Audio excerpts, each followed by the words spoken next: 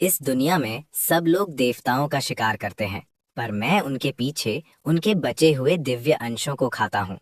ये एक ऐसा युग है जहाँ देवता धरती पर चलते हैं।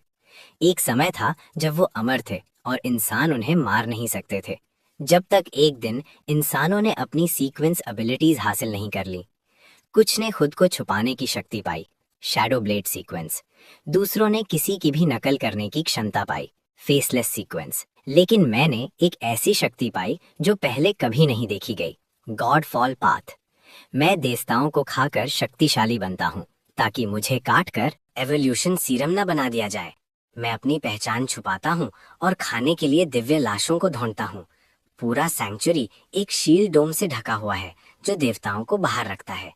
खुशकिस्मती से सैंक्चुरी के एग्जिट्स पर गॉड हंटर स्क्वाड्स रोज आसपास के देवताओं को साफ करते हैं। शायद मुझे वहां कुछ दिव्य अंश मिल जाएं। सैटरडे को मैं पास के सबसे बड़े सैंक्चुरी एग्जिट पर जाता हूँ। अभी सैंक्चुरी 7 का एग्जिट भीड़ से भरा है और 1 दर्जन से ज्यादा हेलमेट पहने लोग थर्मल सूट्स में ब्लास्ट डोर्स के सामने खड़े हैं। उसी पल 2 अवेकन जो अभी अभी अपना शिकार खत्म करके आए हैं अपने हेलमेट्स उतारते हैं, वापस जाने के लिए तैयार। सैकड़ों आम लोग तुरंत उन्हें घेर लेते हैं। मैं भीड़ में से घुसने की कोशिश करता हूँ, किसी भी गिरे हुए दिव्यांश की तलाश में, पर तुरंत धक्का देकर हटा दिया जाता हूँ। बाहरी किनारे पर इंतजार करने के अलावा कोई चारा नहीं है। रात होने तक मैं आखिरकार आगे पहुंच जाता हूँ। बदकिस्मती से कोएलिशन काउंसिल के इंस्पेक्टर्स पहले ही सारे अंश ले गए थे। मुझे कुछ नहीं मिलता। जैसे ही मैं सोचता हूँ कि आज का दिन पूरी तरह बेकार गया, मुझे एक हिलता डुलता कान दिखता है जो एक अवेकेंट के बैकपैक से गिर रहा है। मेरी आंखें हिलते डुलते कान को देखकर चमक उठती हैं। मैं मुश्किल से अपना थूक निकलता हूँ उसे उठाने के लिए तैयार, जब कोई नहीं देख रहा हो, पर एक जैनिटर उसे अपने डस्ट पैन में उठाकर चला जाता है। ये देखकर मैं तुरंत एग्जिट से दूर जैनिटर के पीछे पीछे चला जाता हूँ। आखिरकार मैं उसे गली के कोने पर एक कूड़ेदान में उसे फेंकते हुए देखता हूँ। जैनिटर के जाने के बाद मैं जोश में दौड़कर कूड़ेदान खोलता हूँ, पर जब मैं देखता हूँ कि अंदर क्या है, मैं जम जाता हूँ। ये पूरी तरह से दिव्य अंशों से भरा हुआ है, एक शाही दावत। दिव्य अंशों से भरे कूड़ेदान को देखते हुए मैं अपने होंठ चाटता हूँ। मैं सच में चुना हुआ इंसान हूँ। ये पक्का करने के बाद कि आसपास कोई नहीं है, मैं सबसे ऊपर पड़ा हिलता डुलता टुकड़ा उठाता हूँ। उसकी घिनौनी शक्ल और खून की बदबू ऐसी है कि कोई भी उसे पहले पकाना ही पसंद करेगा। पर शक्तिशाली बनने के लिए मैं उल्टी को रोकता हूँ और उसे अपने मुंह में ठूंस लेता हूँ। चबाने के बाद मैं उस लुदी जैसे मांस को निगल जाता हूँ। उसकी घिनौनी शक्ल के बावजूद उसका स्वाद काफी अच्छा है, स्कूल कैफेटेरिया के खाने से बेहतर। अगर सभी दिव्य अंशों का स्वाद ऐसा ही है तो मैं पीछे नहीं हटूंगा। मैं लालच से मुस्कुराता हूँ और कूड़ेदान में कूद जाता हूँ। भूखे की तरह खाने लगता हूँ। मैं जी भर कर खाता हूँ। अजीब बात है, मैं कितना भी खा लूं मेरा पेट कभी नहीं भरता। शायद इसका संबंध मेरी सीक्वेंस एबिलिटी से है। 1 घंटे से ज्यादा समय के बाद मैं आखिरकार पूरे कूड़ेदान के दिव्य अंश खत्म कर देता हूँ। उसी पल मेरे दिमाग में एक नोटिफिकेशन सुनाई देता है, God fall path sequence level 2 पर प्रमोट हो गया है। स्किल हासिल हुई डिवावर, कच्चे दिव्य मांस को पचाना। स्किल हासिल हुई फ्यूरी, 10 मिनट के लिए। ताकत, फुर्ती और शारीरिक दमखम 3 गुना। इस दौरान कोई दर्द महसूस नहीं होगा। आखिरकार अनलॉकिंग फ्यूरी मेरी लड़ने की क्षमता को काफी बढ़ा देती है। इसका मतलब है कि मैं देवताओं का शिकार करने के लिए गॉड हंटर स्क्वाड्स में शामिल हो सकता हूँ। आखिर कूड़ेदान में ढूंढना कोई लंबा चलने वाला समाधान नहीं है, लेकिन सबसे बड़ी समस्या ये है कि मैं किसी को अपने गॉडफॉल पाथ के बारे में नहीं बता सकता। मुझे एक ऐसी सीक्वेंस ढूंढनी होगी जिसे मैं अपनी बता सकूं। तभी पीछे से लड़खड़ाते हुए कदमों की आवाज आती है। एक शराबी लड़खड़ाता हुआ मेरी तरफ आता है। अगर इस शराबी ने कूड़ेदान की अजीब हालत देख ली तो ये इलाका जल्द ही बंद कर दिया जाएगा। मुझे निकलना होगा, खून साफ करने का समय नहीं है। मैं जल्दी से 1 दर्जन से ज्यादा दिव्य अंश अपने बैकपैक में ठूंस लेता हूँ। मैं बैकपैक के साथ तेजी से भाग जाता हूँ। शुक्र है वो सिर्फ एक शराबी था। अगर मैं दिव्य अंशों से भरे बैकपैक के साथ पकड़ा गया तो मेरे पास बचने का कोई रास्ता नहीं होगा। खून से सने बैकपैक को पकड़कर मैं अंधेरी गलियों से गुजरता हूँ। सीधा घर भागने की सोच रहा हूँ, लेकिन जैसे ही मैं एक अंधेरी गली में मुड़ता हूँ, अचानक चीजें गलत हो जाती हैं। कोने से एक चाकू उड़ता हुआ आता है, सीधा मेरी दाहिनी आंख पर निशाना लगाकर। खुशकिस्मती से मेरी फुर्ती आम इंसानों से कहीं ज्यादा है। मैं तुरंत बच जाता हूँ। 3 लोग कोने से निकलते हैं जिनके चेहरों पर मजाक उड़ाने वाले भाव हैं।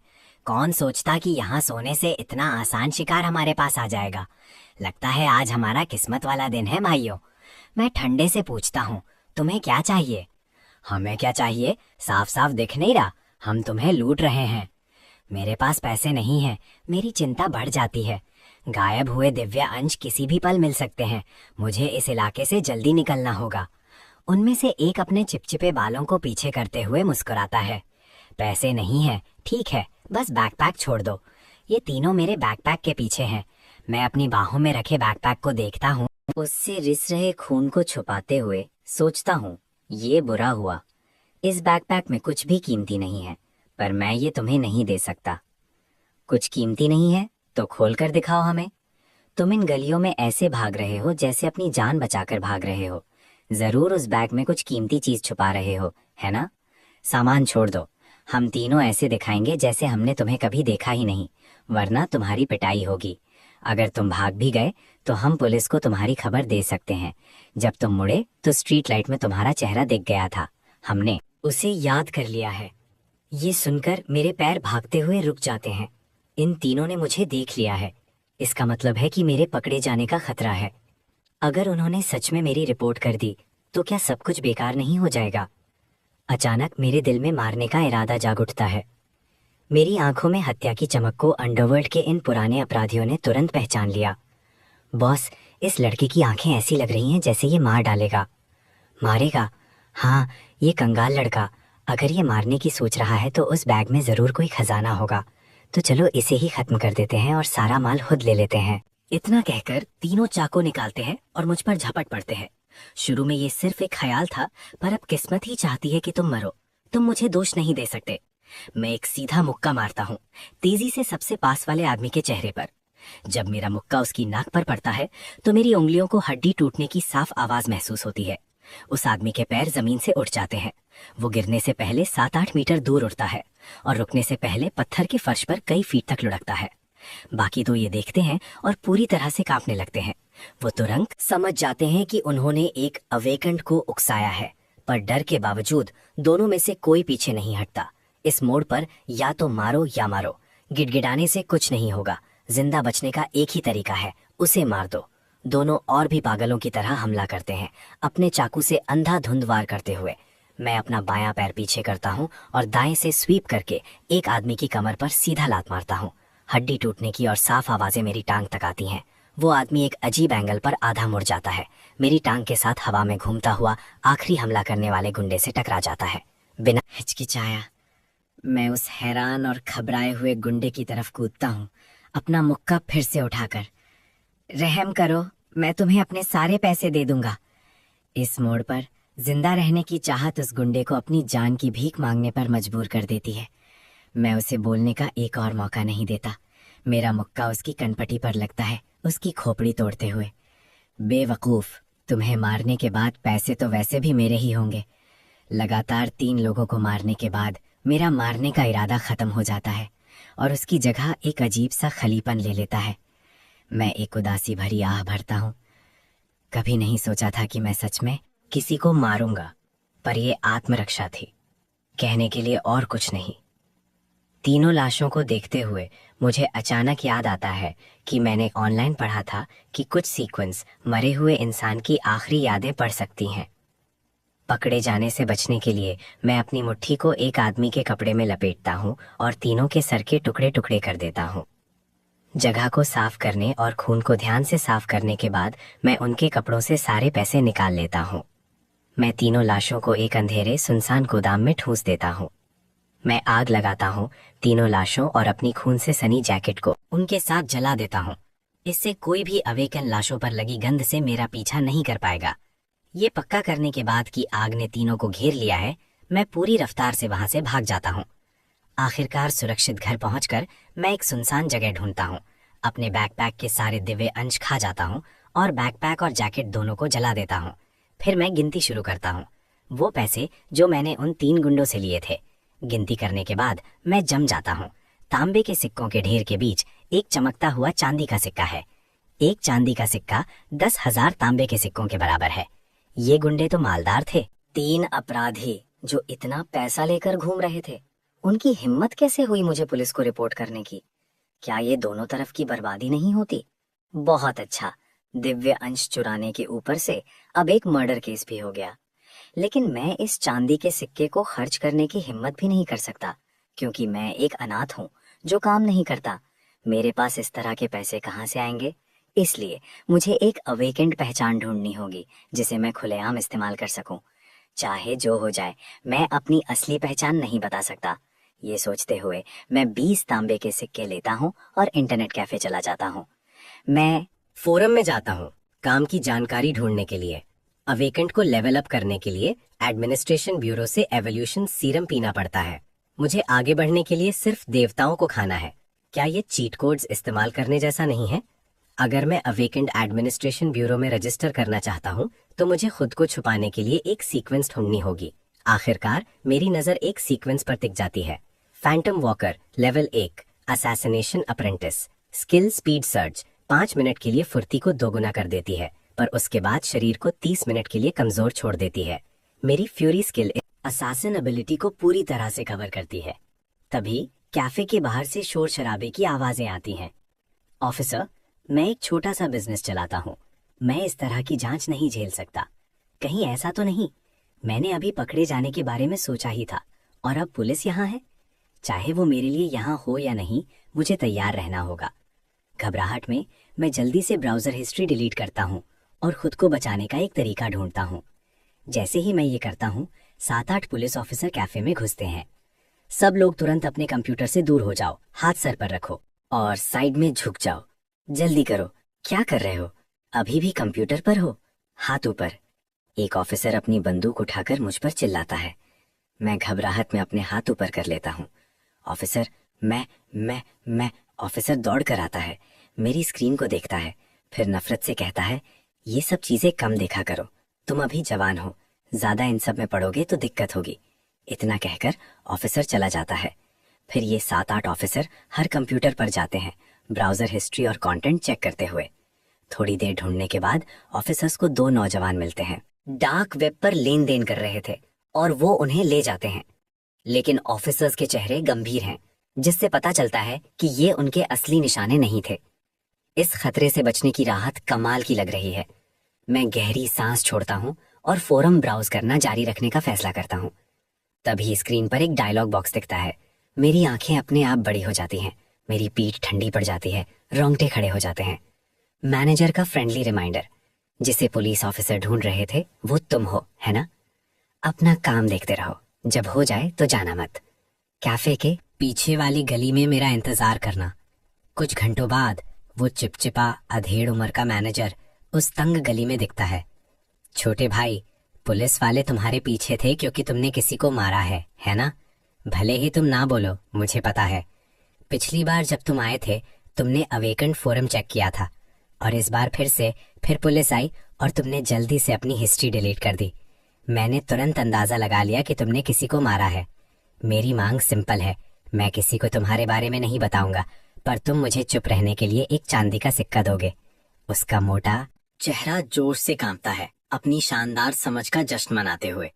मैं धीरे से हंसता हूँ, उसे एक तेज नजर से देखते हुए। अगर तुम जानते हो कि मैंने किसी को मारा है तो तुम डर क्यों नहीं रहे कि मैं तुम्हें भी मार दूंगा? मैनेजर अपने चेहरे से ठंडा पसीना पोंछता है और कहता है, मैंने पहले ही तुम्हें रिपोर्ट करने के लिए एक ईमेल लिख दिया है, जिसमें सर्वेलेंस फुटेज से ली गई तुम्हारी क्लोजअप फोटो भी है। ये ईमेल कल सुबह 3 बजे पुलिस स्टेशन के इनबॉक्स में भेज दिया जाएगा। हर रोज मैं टाइमर को रीसेट करके उसे एक और दिन के लिए टाल देता हूँ। अगर मैं मर गया तो तुम भी पकड़े जाओगे। अगर तुम्हें मुझ पर विश्वास नहीं है तो कोशिश कर लो, मुझे अभी मार दो, अगले हफ्ते से पहले मुझे 1000 तांबे के सिक्के दो, वरना मैं पुलिस को बता दूंगा। मैनेजर घमंड से मुस्कुराता है, अपने अधूरे पीले दांतों की 2 कतारें दिखाते हुए। मैं कोई जवाब नहीं देता, मैं बस मुड़ता हूँ और गली से निकल जाता हूँ। अचानक मैनेजर को एहसास होता है कि वो मेरा नाम नहीं जानता। वैसे मैं डेनिस लाव हूँ, तुम्हारा नाम क्या है? मैं चुपचाप चलता रहता हूँ, अभी भी जवाब नहीं दे रहा। एक मरे हुए आदमी को मेरा नाम जानने की जरूरत नहीं है। गली से निकलने के बाद मैं अंधेरे में छिप जाता हूँ, चुपचाप डेनिस का पीछा करते हुए जब तक वो घर नहीं पहुंच जाता। मैं तेजी से निकलने से पहले उसका पता याद कर लेता हूँ। डेनिस को मारना आसान है, पर उसे मारने के बाद अपने राज को खुलने से बचाना मुश्किल है। अगले दिन मैं इंटरनेट कैफे के पास से घूम कर जाता हूँ, काउंटर पर डेनिस को दूर से देखते हुए। फिर मैं सीधा स्कूल चला जाता हूँ। आज डेनिस को मारने के लिए अच्छा दिन नहीं लग रहा है। स्कूल के एंट्रेंस पर मुझे हैरानी होती है। प्रिंसिपल आज कुछ अजीब ही कर रहे हैं।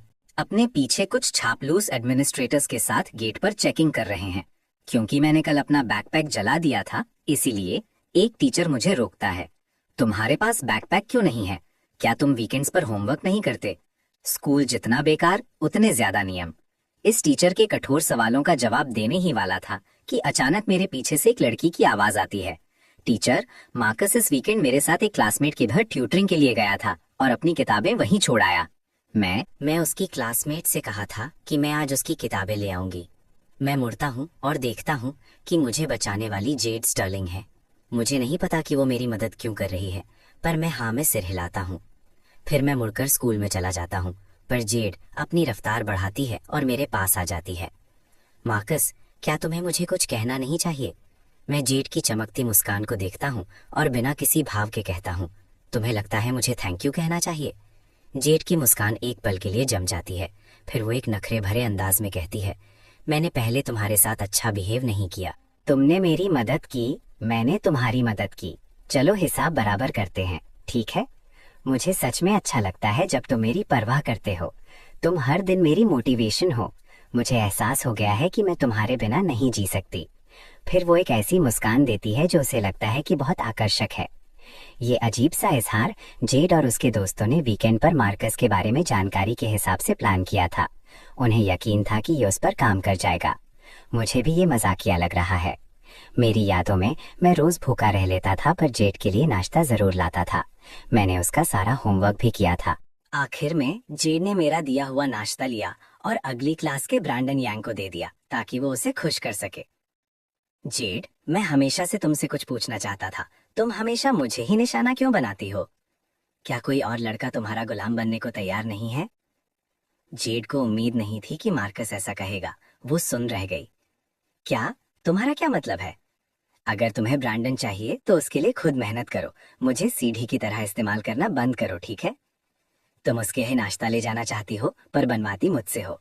तुम उसके साथ जवाब मिलाना चाहती हो, इसीलिए तो उन्हें मुझसे लिखवाती हो। हर चीज के लिए मेरी जरूरत पड़ती है। क्यों ना मैं ही उससे शादी कर लूं? इन बेरहम शब्दों के साथ मैं जेड की साजिश का पर्दाफाश कर देता हूँ, जिससे वो घबरा जाती है। उसके चेहरे पर हैरानी साफ दिखती है। जेड, मुझे परेशान करना बंद करो। अपना होमवर्क करवाने के लिए कोई और गुलाम ढूंढो। अगर तुमने मुझे फिर से परेशान किया तो तुम नहीं चाहोगी कि ब्रैंडन को इस बारे में पता चले, है ना? जेड के चेहरे के भाव को पल पल बदलते देखकर मुझे बेहद सुकून मिलता है। इस बार मेरी बातों ने आखिरकार काम कर दिया। उस दोपहर स्कूल के बाद मैं घर जल्दी नहीं जाता, बल्कि मैं अपने वर्क स्टडी जॉब के लिए लाइब्रेरी जाता हूँ। जो मैं नहीं जानता वो ये है कि जेड और उसके दोस्त चुपके से मेरा पीछा कर रहे हैं। जेड, क्या तुम सच में उसका पीछा करना चाहती हो? हम इतने सारे लोग हैं, स्कूल से निकलते ही वो जरूर देख लेगा। मैंने आज ब्रैंडन से जवाब नहीं मिलाया और ना ही उसके लिए नाश्ता लाई। ब्रैंडन पहले से ही मुझे इग्नोर कर रहा है। अगर मुझे पता चला कि किसने चुगली की है तो मैं उसे बात करना सिखा दूंगी। मैंने कभी नहीं सोचा था कि लाइब्रेरी में काम करते वक्त मुझ पर नजर रखी जाएगी। किताबें ठीक करते वक्त मेरी नजर शेल्फ्स के पास एक लड़की पर पड़ती है जो एक प्रैक्टिस बुक के पन्ने पलट रही थी। मैं शालीनता से उसके पास जाकर उसे बंद होने के समय के बारे में याद दिलाता हूँ। जब हमारी आंखें मिलती हैं, मेरी नजर एक पल के लिए रुक जाती है। बंद करने में बाधा डालने के लिए माफ कीजिए। वो लड़की मुझे और मिसेज रोज को झुककर सलाम करती है और फिर अपना बैकपैक लेकर जल्दी से चली जाती है। मैं सिर्फ ये सोचता हूँ कि ये लड़की बहुत सुंदर है, पर याद नहीं कर पाता कि ये कौन है। मिसेज रोज आह भरती हैं। विवियन कितनी अच्छी बच्ची है, पढ़ाई में अच्छी है और इतनी आज्ञाकारी। काश मेरी पोती भी इतनी ही समझदार होती। तभी मुझे एहसास होता है कि ये विवियन चेन है। ये नाम तो एक मिसाल है। वो हर एग्जाम में अपनी ग्रेड में टॉप करती है। सुंदर और होशियार, स्कूल की जानी मानी सुंदरी। कई लड़के उसके पीछे पड़ते हैं, पर वो सबको शालीनता से मना कर देती है। मेरी तरह वो भी एक गरीब परिवार से है और अपनी दादी के साथ रहती है। पर इस सब का मुझसे क्या लेना देना। लाइब्रेरी से निकलने के बाद मैं पहले उसके पीछे बने रेस्ट रूम में जाता हूँ। जैसे ही मैं काम खत्म करके निकलने की तैयारी करता हूँ, मुझे अचानक बगल से थप्पड़ की आवाज सुनाई देती है। बोल, क्या वो तुम थी? तुम चुड़ैल जिसने मार्कस को मेरे और ब्रैंडन के बारे में बताया? मैंने तुमसे कहा ना, मैं मार्कस को नहीं जानती, मैं ब्रैंडन को नहीं जानती और ना ही तुम्हें जानती हूँ। अभी भी जबान लड़ा रही है।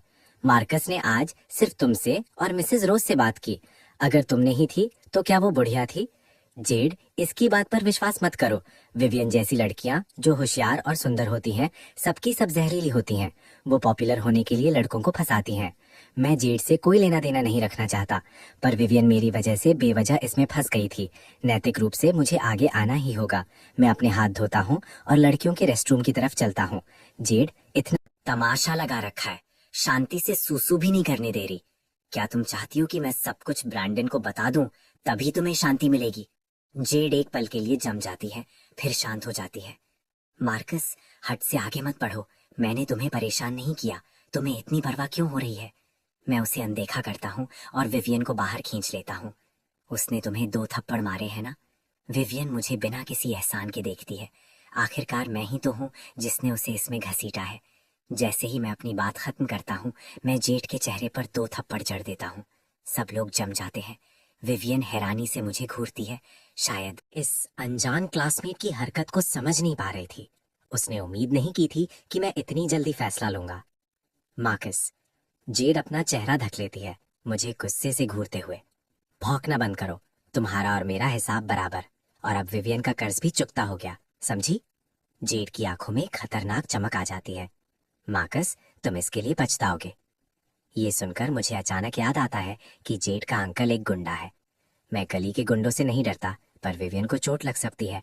मैं हमेशा विवियन और जेड पर नजर नहीं रख सकता। तभी मुझे अचानक एक परफेक्ट समाधान सूझता है। जेड, मैं इंटरनेट कैफे जाऊंगा और तुम्हारे और मेरे बारे में सब कुछ एक ईमेल में लिखकर अगले मंडे ब्रैंडन के इनबॉक्स में भेजने के लिए शेड्यूल कर दूंगा। अगर मुझे या विवियन को कुछ भी हुआ तो तुम ब्रैंडन को भूल जाना।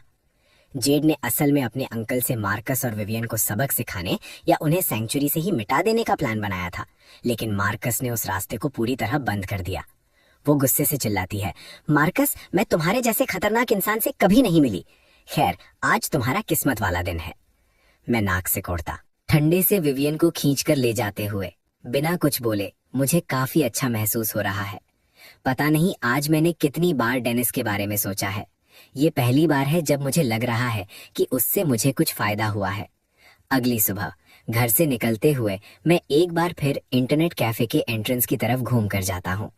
इस बार मुझे पता चलता है कि काउंटर पर डेनिस नहीं, बल्कि एक दाढ़ी वाला अधेड़ उम्र का आदमी है। मौका आ गया है।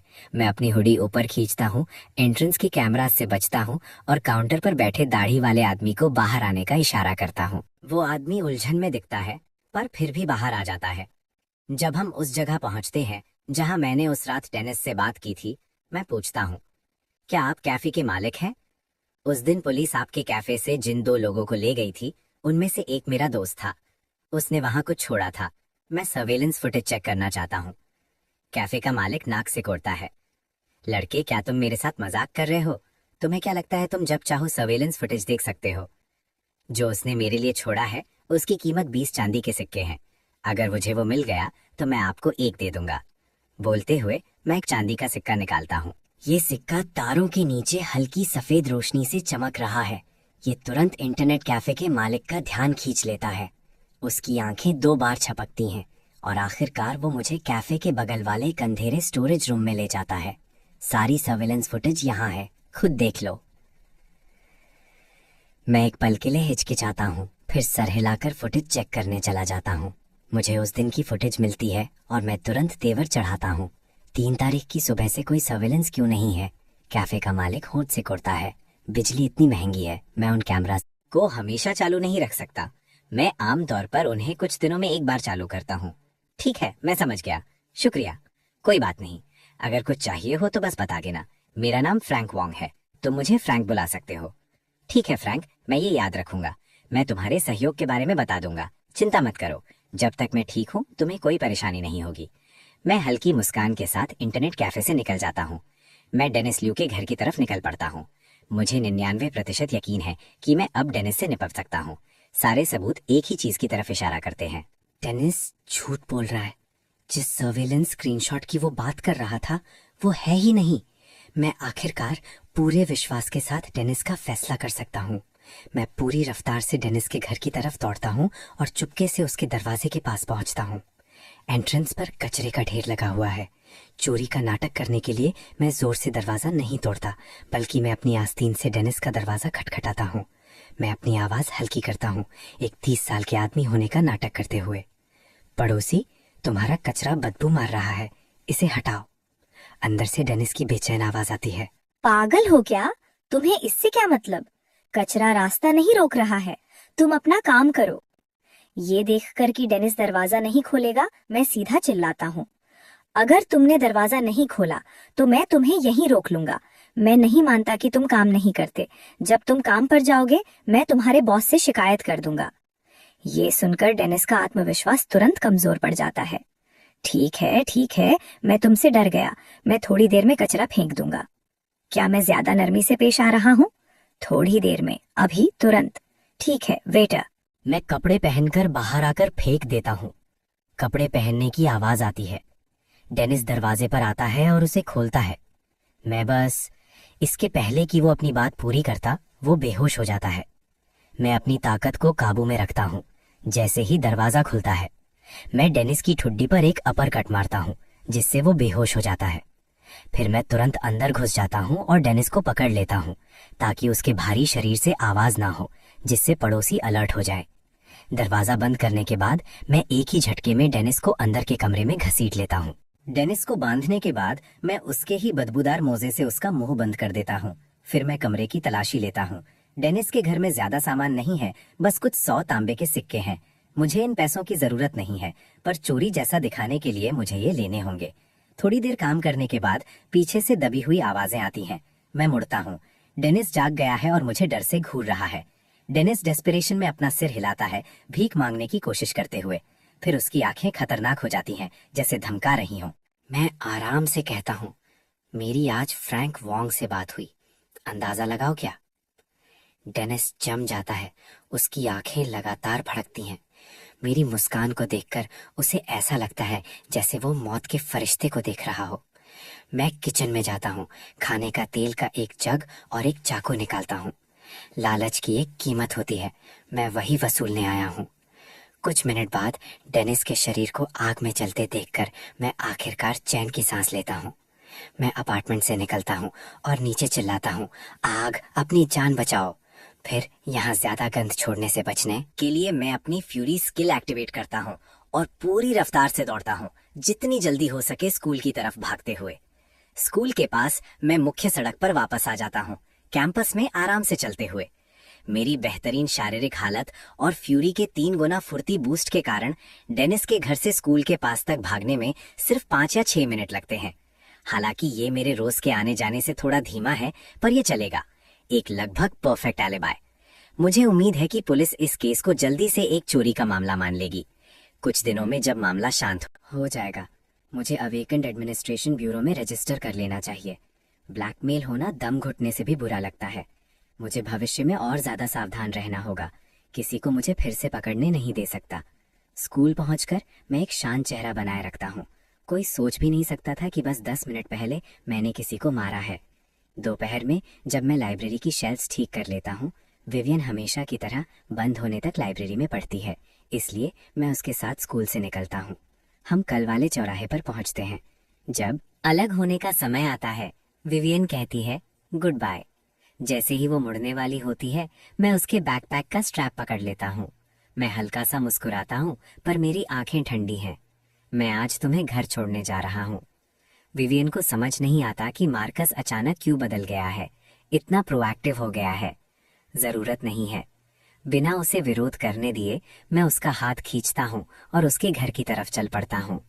विवियन तेवर चढ़ाती है और छूटने की कोशिश करती है, पर मुझे बहुत धीमी आवाज में कहते सुनती है, मैंने कल जेट को चेतावनी दी थी। उम्मीद नहीं थी कि वो आज फिर से पीछा करेगी। अब विवियन पूरी तरह से चौंक जाती है। वो घबराकर पीछे देखती है पर कुछ नहीं दिखता। मेरा घर उस तरफ नहीं है, विवियन थोड़ा डरते हुए कहती है। मैं गलियों में इधर उधर घूमता हूँ, फिर उसकी तरफ मुड़कर मुस्कुराता हूँ। क्या तुम चाहती हो कि मैं किसी को तुम्हारे दरवाजे पर मारूं? विवियन की आंखें हैरानी से फैल जाती हैं। उसे लगता है मैं मजाक कर रहा हूँ, पर मेरी अभी की ठंडी नजर उसे एहसास दिलाती है कि मैं शायद सीरियस हूँ। नहीं नहीं नहीं मार्कस, क्या हमें जेड और उनसे बात नहीं करनी चाहिए? क्लासमेट्स को लड़ने मरने की जरूरत नहीं है। अगर ये जेड पीछा कर रही होती तो मैं उसे बस 2 थप्पड़ मारकर भेज देता। ये जेड नहीं है तो फिर कौन है? मैं एक तिरस्कार भरी मुस्कान के साथ पीछे देखता हूँ और विवियन को आगे खींचता रहता हूँ।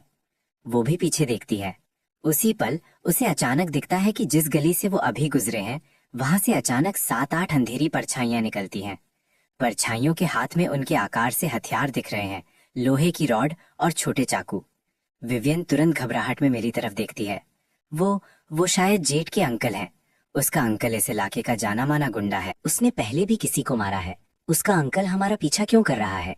मैं एक पल के लिए सोचता हूँ, हम दोनों को मारने के लिए। वो शायद पहले मुझे मारेंगे फिर जान से मार देंगे। रही बात कि वो तुम्हारे साथ क्या करेंगे, विवियन तुरंत अपने कॉलर को ढक लेती है। पर क्यों? हमें क्यों मारेंगे?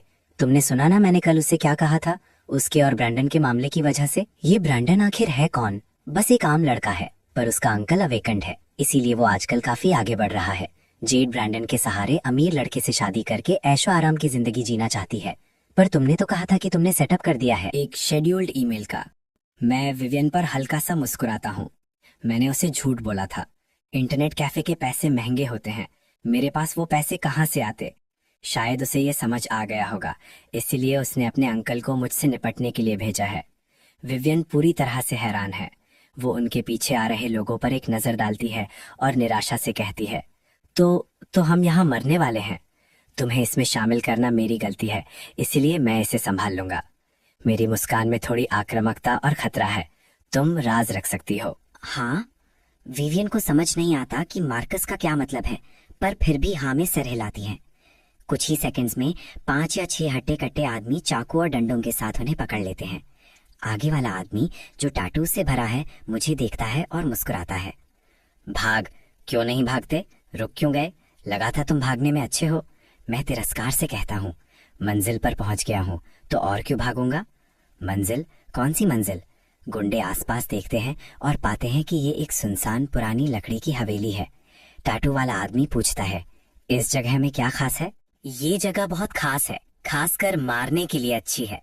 आदमी पहले चौंक जाते हैं, फिर उनके चेहरों पर मजाक उड़ाने वाली मुस्कान आ जाती है। पागल हो क्या? पहली बार देखा है कि मरने वाला इंसान अपनी दफनाने की जगह खुद चुन रहा है। पर इस पल मैं एक धुंधली परछाई बन जाता हूँ। एक आदमी के सीने पर लात मारता हूँ। किसी को नहीं दिखता कि क्या हुआ, उन्हें सिर्फ अपने साथी को अचानक दूर उड़ते हुए दिखता है।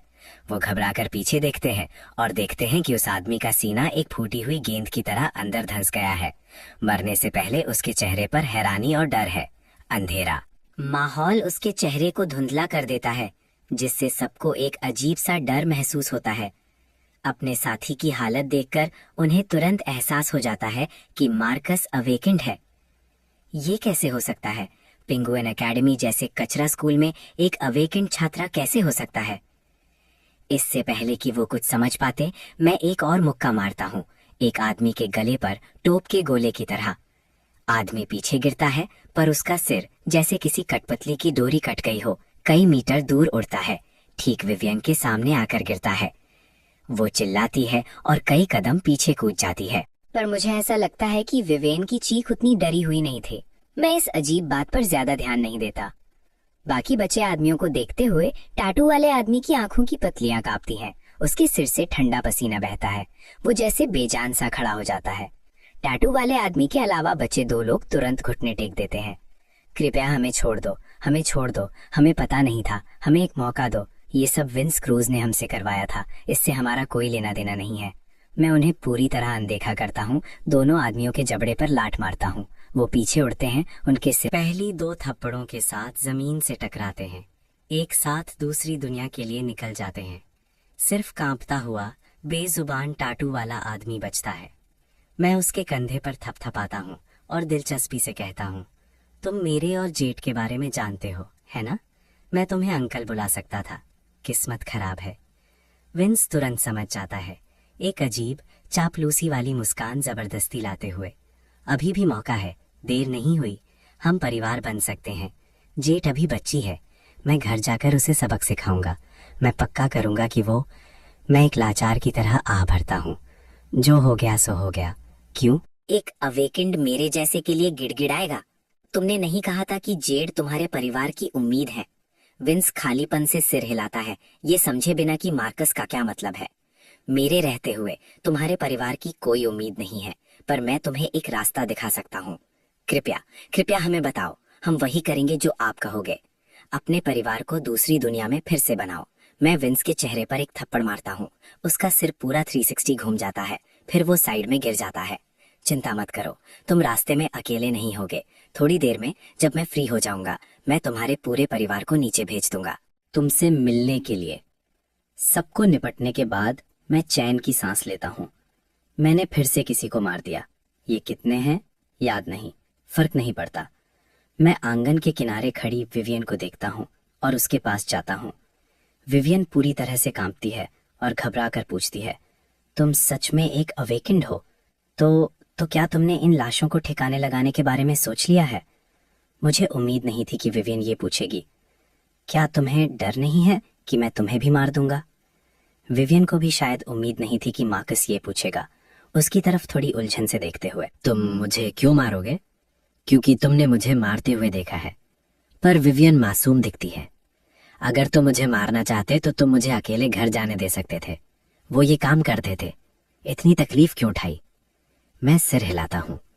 तुम काफी होशियार हो। पहली बार देखा है किसी को कत्ल देखने के बाद इतना शांत रहते हुए। मैं लाशों को कुएं में फेंक देता हूँ, उनके नीचे टकराने की थप थप की आवाज सुनते हुए। शक से बचने के लिए मैं उनके जेब से पैसे भी नहीं निकालता। ये एक सूखा कुआं है। मैं एक पत्थर हटाकर उसे ढक देता हूँ। इससे काम हो जाना चाहिए, वैसे भी यहाँ कोई नहीं आता। चलो चलते हैं। पर विवियन कहती है कि इससे हमारी गंध यहाँ रह जाएगी। अगर पुलिस जांच करेगी तो वो हमारा पता लगा सकती है। तुम क्या करोगे? इसे जला दो। ये जगह सुनसान है, इसलिए कोई इस पर ध्यान नहीं देता। अगर तुम इसे जलाओगे तो क्या इससे और ध्यान नहीं आएगा? गंध हटाने के लिए जलाना जरूरी नहीं है। कैफेटेरिया के खाने में तेज गंध होती है। तुम कैफेटेरिया का खाना यहाँ और कुएं में बिखरा सकते हो। थोड़ी देर में ये हमारी गंध को अपने आप ढक लेगा। मैं सिर हिलाता हूँ, फिर उसकी तरफ उलझन से देखता हूँ। तुम्हें ये सब चीजें कैसे पता है? मुझे पढ़ना पसंद है, मैंने ये किताबों में पढ़ा है। किताबों में इस तरह की चीजें होती हैं। तुम कौन सी किताबें पढ़ती हो? अपराध करने के 100 तरीके बिना पकड़े जाए। मैं इस नाजुक सी लड़की पर एक नई नजर डालता हूँ, जिसका सर सिर्फ मेरी ठुड्डी तक पहुंचता है। हैरान हूँ कि चीजें जैसी दिखती हैं वैसी होती नहीं है। घर पहुंचकर विवियन खुद को शांत करने के लिए कई गहरी सांसें लेती है, फिर मुड़ती है और दरवाजा खोलती है। दादी, मैं घर आ गई। जैसे ही वो बोलती है, अंदर मोमबत्तियां जल उठती हैं। पर दादी बूढ़ी हैं। हर रोज स्कूल से उसके घर आने से पहले वो मोमबत्तियों के पास बैठी इंतजार करती हैं। फिर जब वो आती है तो उन्हें जलाती हैं। तुम आ गई? आज इतनी देर क्यों हो गई? हाँ, मैं आ गई। मुझे कुछ काम आ गया था, इसलिए देर हो गई। विवियन किचन में जाती है और आज का कैफेटेरिया का खाना एक बर्तन में डालती है, अलग अलग आवाजें करते हुए। विवियन को किचन में व्यस्त सुनकर उसकी दादी की मुस्कान धीरे धीरे गायब हो जाती है। उनका चेहरा कड़वा हो जाता है। उस पर किसी और की गंध है और खून की हल्की सी महक। क्या वो फिर से किसी के साथ मारने गई थी? अगली दोपहर मैं इंटरनेट कैफे वापस जाता हूँ। मुझे कॉलेज एंट्रेंस एग्जाम से पहले अपनी अवेकेंड पहचान रजिस्टर करवानी होगी, ताकि मैं अवेकेंड यूनिवर्सिटीज में अप्लाई कर सकूं।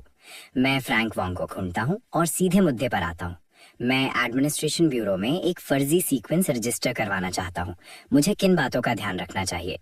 ये सुनने के बाद फ्रैंक तुरंत अपनी नजर हटा लेता है। तुम मुझसे पूछ रहे हो? मुझे कैसे पता होगा? मैं तो एक आम आदमी हूँ। मैं ब्यूरो के साथ तुम्हारे मामले में कैसे दखल दे सकता हूँ? मैं एक कुर्सी पर बैठता हूँ और अपनी टांगे क्रॉस करता हूँ। तुम्हें क्या लगता है वो चांदी का सिक्का आसानी से मिल गया था? फ्रैंक की चिंतित तिवारियां सिकुड़ जाती हैं। वो एक पल के लिए सोचता है, फिर अपने दांत पीस लेता है। ठीक है, मैं तुम्हें बता दूंगा, पर तुम बिल्कुल किसी को नहीं बताओगे। मैंने सुना है ब्यूरो के पास सीक्वेंसेस का पता लगाने के तरीके हैं, इसलिए अगर तुम एक फर्जी से रजिस्टर करवाना चाहते हो तो तुम सीधे नहीं जा सकते, तुम्हें किसी की मदद लेनी होगी। किसी की मदद लेनी होगी? किसको? मेरा दिल एक बार के लिए धड़क जाता है। अवेकेंड एडमिनिस्ट्रेशन ब्यूरो के अंदर कोई धोखाधड़ी में मदद करने की हिम्मत करता है? फ्रैंक फिर से हिचकिचाता है, फिर कहता है, मुझे नहीं पता किसकी मदद लेनी है, पर मुझे मोटा मोटा पता है कि ब्यूरो के इनसाइडर्स के बारे में किससे पूछना है। वो गोरी police officer detective Riley Morgan. 3 साल पहले वो यहाँ आई थी और मुझसे एक हिडन एड्रेस वाला कंप्यूटर सेटअप करवाया था। उसने उस पर किसी से अनजान रूप से ठीक इस बारे में बात की थी। वो चाहती थी कि वो इंसान उसकी पहचान फर्जी बनाने में उसकी मदद करे। ठीक है, मैं समझ गया, शुक्रिया, पर मुझे एक और मदद चाहिए। अगली सुबह एक एक करके पुलिस स्टेशन में ऑफिसर्स आते हैं। राइली भी उनमें से है। राइली, लगता है तुम्हारे एक लकर है। राइली लिफाफा लेती है और टेढ़ी मेढ़ी लिखावट को देखती है, थोड़ी उलझन में। ये कब आया? पता नहीं, शायद कल रात, शायद आज सुबह, शायद किसी बच्चे की शरारत है। राइली मुस्कुराती है, लिफाफा खोलती है और उस पर एक नजर डालती है। उसकी मुस्कान तुरंत जम जाती है।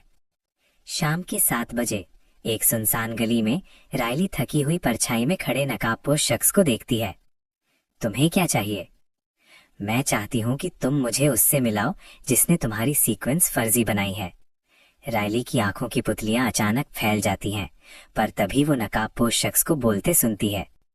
मैं तुम्हें सलाह देती हूँ, अपना दाहिना हाथ अपने कोट के नीचे रखी बंदूक से हटा लो।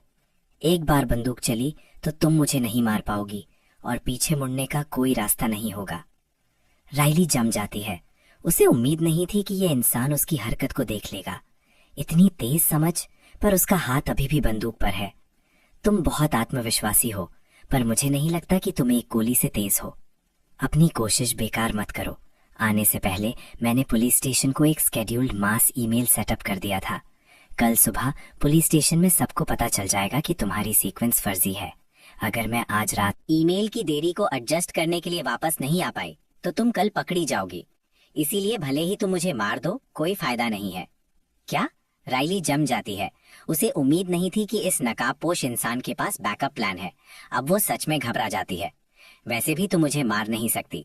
जबकि राइली हैरान है, मैं फ्यूरी एक्टिवेट करता हूँ जमीन से उछलते हुए। जब मैं रुकता हूँ, राइली की बंदूक पहले से ही मेरे हाथ में है। मैंने इतनी देर तक बात की और तुमने मुझ पर विश्वास नहीं किया। सच साबित करना पड़ा। राइली की आंखें तुरंत डर से भर जाती हैं। मैं उस इंसान को नहीं जानती जिसके बारे में तुम बात कर रहे हो। एक और दोस्त ने मुझे बताया कि वो मेरी सीक्वेंस रजिस्टर करने में मेरी मदद कर सकते हैं। मैं बस इतना जानती हूँ कि वो इंसान आइशिको वर्चुअल चैट रूम का रेगुलर यूजर है। अगर तुम उन्हें ढूंढना चाहते हो तो चैट रूम में 8 बार एंटर करो और वो इंसान तुमसे संपर्क करेगा। मैंने तुम्हें सब कुछ बता दिया है। क्या तुम मुझे मेरी बंदूक वापस दे सकती हो? मैं राइली के शब्दों को अपने दिमाग में दोहराता हूँ, उसकी तरफ देखता हूँ और सिर हिलाता हूँ। अपनी बंदूक वापस लेना एक अलग कीमत है। मुझे अपनी असली सीक्वेंस बताओ। सपने मत देखो। राइली गुस्से से कांपती है, मारने का इरादा निकालती है। मैं पुलिस ऑफिसर बनने के लिए कितनी मेहनत की। तुम जानते हो मैंने कितना कुछ झेला है। तुम बेरहम शैतान, क्या तुम मुझे बर्बाद करके ही शांत हो गए? चाहे राइली कितना भी गुस्सा करे और शिकायत करे, मैं बस ठंडे से अपना सवाल दोहराता हूँ। राइली की आंखें उसके गुस्से से पहले से ही लाल हो चुकी हैं। एक आखिरी आंसू उसके गाल से फिसलता है। रेवेलर, मेरी सीक्वेंस रेवेलर है। बोलने के बाद वो एक निराशा भरी मुस्कान दिखाती है। उसकी आत्मा जैसे चूस ली गई हो। मैं समझता हूँ कि राइली ने अपनी पहचान छुपाने का फैसला क्यों किया। रेवेलर सबसे ज्यादा अपनी लेवल 1 स्किल यूफोरिया डोमेन के लिए मशहूर है, और यूफोरिया डोमेन ना सिर्फ इंसानों पर बल्कि देवताओं पर भी काम करता है। इसलिए रेवेलर अवेकेंड के सिर्फ 2 ही अंजाम होते हैं, सैंक्चुरी के ऊपर वर्ग के लोगों के लिए खिलौने बनना या सैंक्चुरी के बाहर देवताओं का शिकार करने के लिए चारा बनना। दोनों ही विकल्पों का मतलब अनंत दुख है।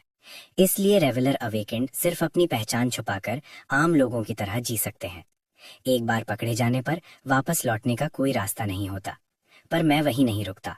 अभी सड़क पर कोई नहीं है। मुझ पर यूफोरिया डोमेन इस्तेमाल करो। क्या तुम्हें मुझे हद तक धकेलना ही है? मैंने तुम्हें सब कुछ बता दिया है। तुम्हें और क्या चाहिए? राइली जोर जोर से रोती है, पर मैं बेभाव रहता हूँ। यूफोरिया डोमेन इस्तेमाल करो। मुझे पक्का करना होगा कि तुम सच में एक रेवलर हो, वरना मैं बंदूक लेकर चला जाऊंगा। ठीक है, तुम जीत गई। राइली अपने आंसू पोंछती है और अपने बिखरे हुए सुनहरे बालों को ठीक करती है। मैं रेवलर नहीं हूँ, तुमने कैसे पता लगाया? क्या मेरा रोना कन्विंसिंग नहीं था? मेरी सीक्वेंस कोलोसस है। बोलते हुए वो अपना हाथ दिखाती है। मुझे नहीं पता वो क्या करती है, पर उसकी हथेली तुरंत फूल जाती है, कवच से ढक जाती है, फिर वो वापस सामान्य हो जाती है। अब क्या तुम मुझे मेरी बंदूक वापस दे सकती हो? 10 मिनट इंतजार करो, फिर कोलोसिस का दोबारा इस्तेमाल करो। मुझे पक्का करना है कि तुम एक असली कोलोसिस सीक्वेंस हो और ना कि सिर्फ एक फेसलेस जो कोलोसिस स्किल की नकल कर रही हो। अगर मुझे सही याद है, फेसलेस एक ही स्किल की लगातार नकल नहीं कर सकती। राइली की थोड़ी शांत मुस्कान तुरंत गायब हो जाती है। तुम सच में बहुत जिद्दी हो। तुम सही हो, मैं एक फेसलेस हूँ। मैं सिर हिलाता हूँ। आखिरकार उसके मुंह से निकलवा ही लिया। लगभग मुझे बेवकूफ बना ही दिया था। तुम होशियार हो, पर सावधान रहना। विक्टर के हाथों मत पड़ना, वरना मैं भी फंस जाऊंगा। राइली के तरीके से मैं सफलतापूर्वक एजेंट से संपर्क कर लेता हूँ। जैसे ही मैं जाने वाला होता हूँ, फ्रैंक की चीख अचानक बाहर से आती है। ऑफिसर, इतनी रात हो गई है, मेरा कैफे बंद होने वाला है, आप यहाँ फिर से क्यों आए हैं? पुलिस यहाँ रेड के लिए आई है, फ्रैंक मुझे जोर से अलर्ट करता है। मैं तुरंत समझ जाता हूँ और जल्दी से ब्राउजर हिस्ट्री साफ कर देता हूँ। पर इससे पहले कि मैं कोई बहाना सोच पाऊँ, स्टोरेज रूम का दरवाजा खुलता है और वो फ्रैंक नहीं, बल्कि एक सिल्वर बालों वाला बुजुर्ग प्लेन कपड़ों में स्कार्फ पहने और सिगार पीता हुआ है। जल्द ही कई और लोग अंदर आते हैं, सब पुलिस की वर्दी में हैं। डिटेक्टिव विक्टर, वो यहाँ क्यों है? विक्टर वही डिटेक्टिव नहीं है जिसकी राइली ने मुझे चेतावनी दी थी। इतनी रात को कैफे रेड करने वाला डिटेक्टिव। क्या ये गली में मिली 3 लाशों, चोरी हुए दिव्य अंशों या दोनों के बारे में है? हिलो मत। विक्टर उसे जवाब नहीं देता, पर मुझे ही आदेश देता है। मैं आज्ञाकारी रूप से अपने हाथ माउस और कीबोर्ड से हटा लेता हूँ।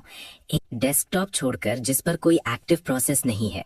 विक्टर कंप्यूटर को देखता है, साफ की हुई हिस्ट्री देखता है और मेरी तरफ उसकी नजर तुरंत तेज हो जाती है। फ्रैंक वोंग से तुम्हारा क्या रिश्ता है? हम दोस्त हैं, मैं हिचकिचाते हुए जवाब देता हूँ, बहुत दोषी दिखते हुए। विक्टर अपने सिगार का एक और कश लेता है और तिरस्कार से धुआं छोड़ता है। किस तरह के दोस्त? मैं फ्रैंक की तरफ दोषी नजर से देखता हूँ। वो हमारी मुलाकात के बाद मुझे पैसे देता है। मुलाकात के बाद पैसे देता है? मेरे शब्द सुनने के बाद सब लोग जम जाते हैं, यहाँ तक कि विक्टर की नजर भी रुक जाती है। वो सब तुरंत देखते हैं। फ्रैंक भी जैसे बिजली के झटके से हैरान हो जाता है, एक बेजान जिस्म बनकर। क्या? तुम्हारा क्या मतलब है? आसपास देखते हुए वो देखता है कि विक्टर और दूसरे पुलिस वाले सब उसे ठंडी नजर से घूर रहे हैं। तुरंत ही मासूमियत और गुस्से से भर जाता है। उसका चेहरा हरा हो जाता है। उसकी बात पर विश्वास मत करो, वो तो बस एक गरीब बच्चा है। मैं उससे क्या चाहूंगा? ये बदनामी है, बिल्कुल बकवास। मैं अंदर से थोड़ा शांत हो जाता हूँ। फ्रैंक सच में एक चालाक आदमी है। वो तुरंत मेरा इरादा समझ जाता है। फ्रैंक जितना ज्यादा सफाई देने की कोशिश करता है, उतना ही सबको मेरी कहानी पर विश्वास होता है। सभी पुलिस वाले मेरे अनुभव के लिए सहानुभूति व्यक्त करते हैं और फ्रैंक की हरकतों की निंदा करते हैं। विक्टर अपना सिगरेट एक पानी के ग्लास में बुझा देता है और अपना हाथ डेस्क से उठाता है। जाओ, घर जाकर आराम करो। इसके साथ ही विक्टर स्टोरेज रूम से निकल जाता है और दूसरे पुलिस वाले उसके पीछे पीछे जाते हैं। जैसा कि तय हुआ था, मैं एजेंट के जरिए एक सीक्वेंस रजिस्टर करवाता हूँ। ये साबित करता है कि मेरी सीक्वेंस अब रजिस्टर्ड है। तो मेरे प्यारे प्रिंसिपल को पहले से ही पता होना चाहिए कि मैं जागृत हो गया हूँ। अगर ऐसा है तो कल मैं जो चाहे कर सकता हूँ। अगले दिन मैं पूरे उत्साह से स्कूल पहुंचता हूँ। आज प्रिंसिपल एक बार फिर स्कूल के एंट्रेंस पर हैं, लेकिन जांच के लिए नहीं। मैं आगे बढ़ता हूँ और स्कूल के एंट्रेंस पर लाल बैनर देखता हूँ, जिसमें हमारे सीनियर मार्कस केन के अवेकेंड बनने का गर्माजोशी से स्वागत किया जा रहा है। प्रिंसिपल ब्यूरो द्वारा दी गई फोटो को ध्यान से देखते हैं, फिर मुझे देखते हैं और तुरंत अपने सामने खड़े स्टूडेंट को पिंगुआन एकेडमी के गौरव के रूप में पहचान लेते हैं। मार्कस केन। मार्कस, तुम यहाँ हो।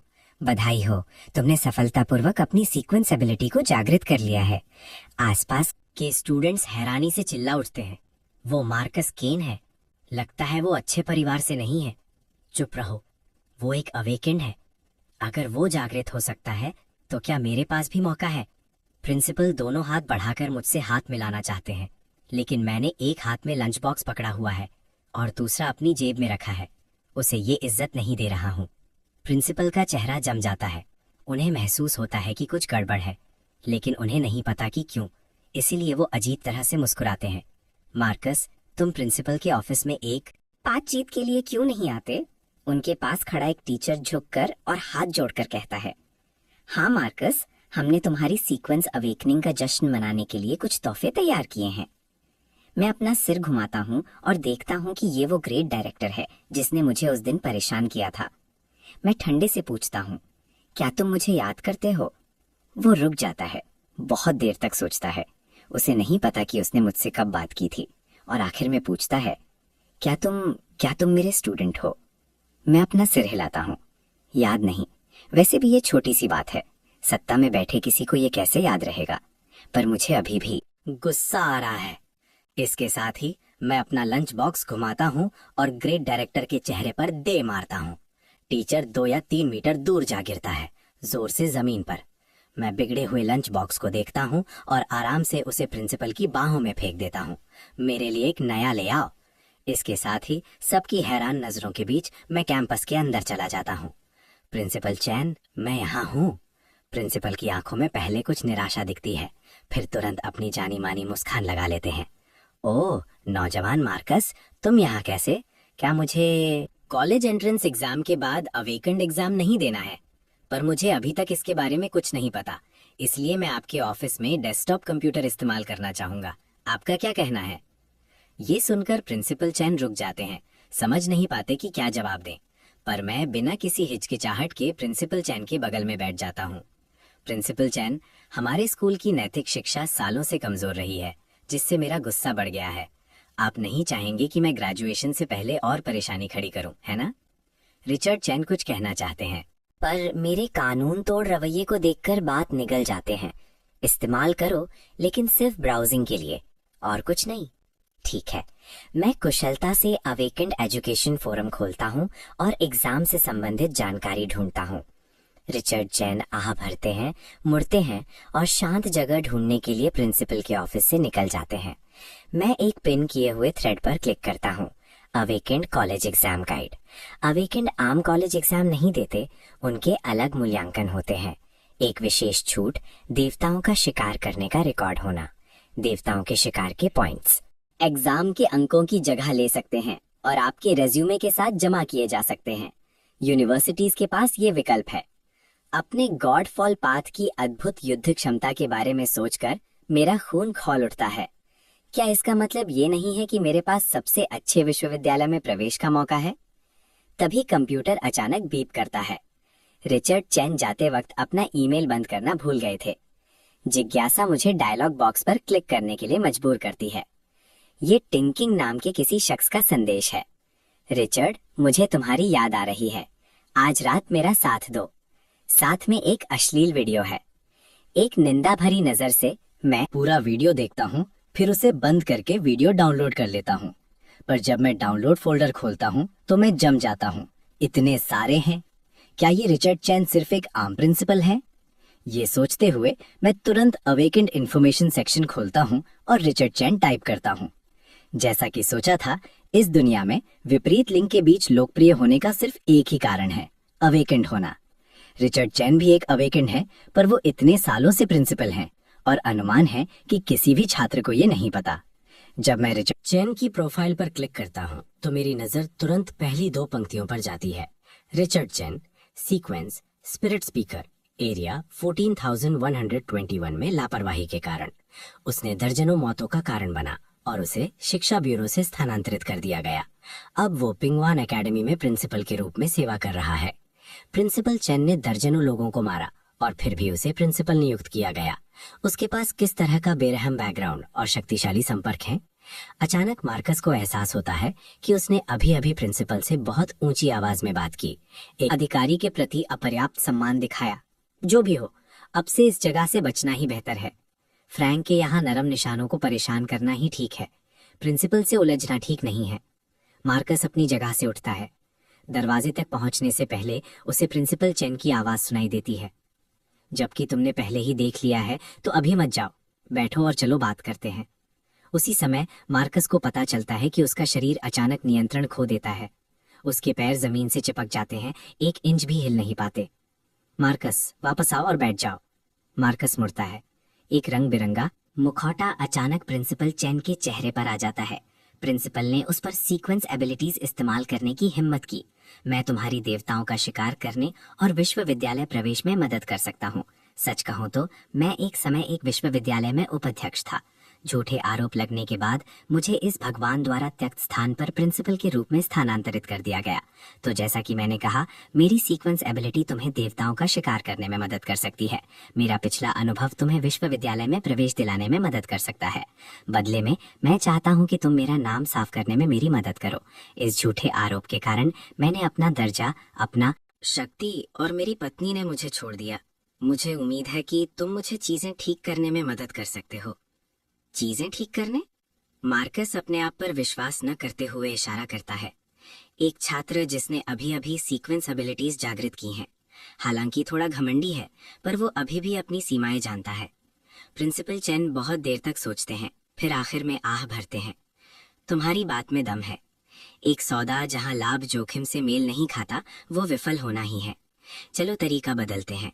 मैं पहले तुम्हें कुछ देवताओं के शिकार के काम पूरे करने में मदद करूंगा और तुम्हारे विश्वविद्यालय प्रवेश के लिए जितना हो सके उतना समर्थन भी दूंगा। अगर तुम अभी भी चाहते हो कि मैं अपना नाम साफ करूं, तो मुझे डर है कि मैं मदद नहीं कर सकता।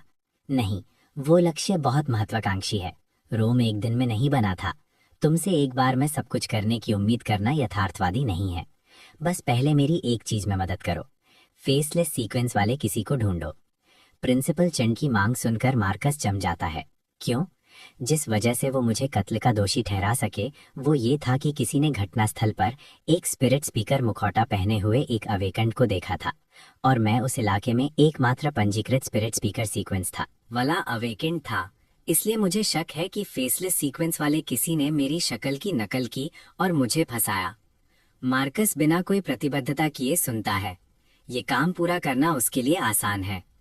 डिटेक्टिव राइली मॉर्गन, वो गोरी पुलिस वाली, के पास फेसलेस सीक्वेंस है।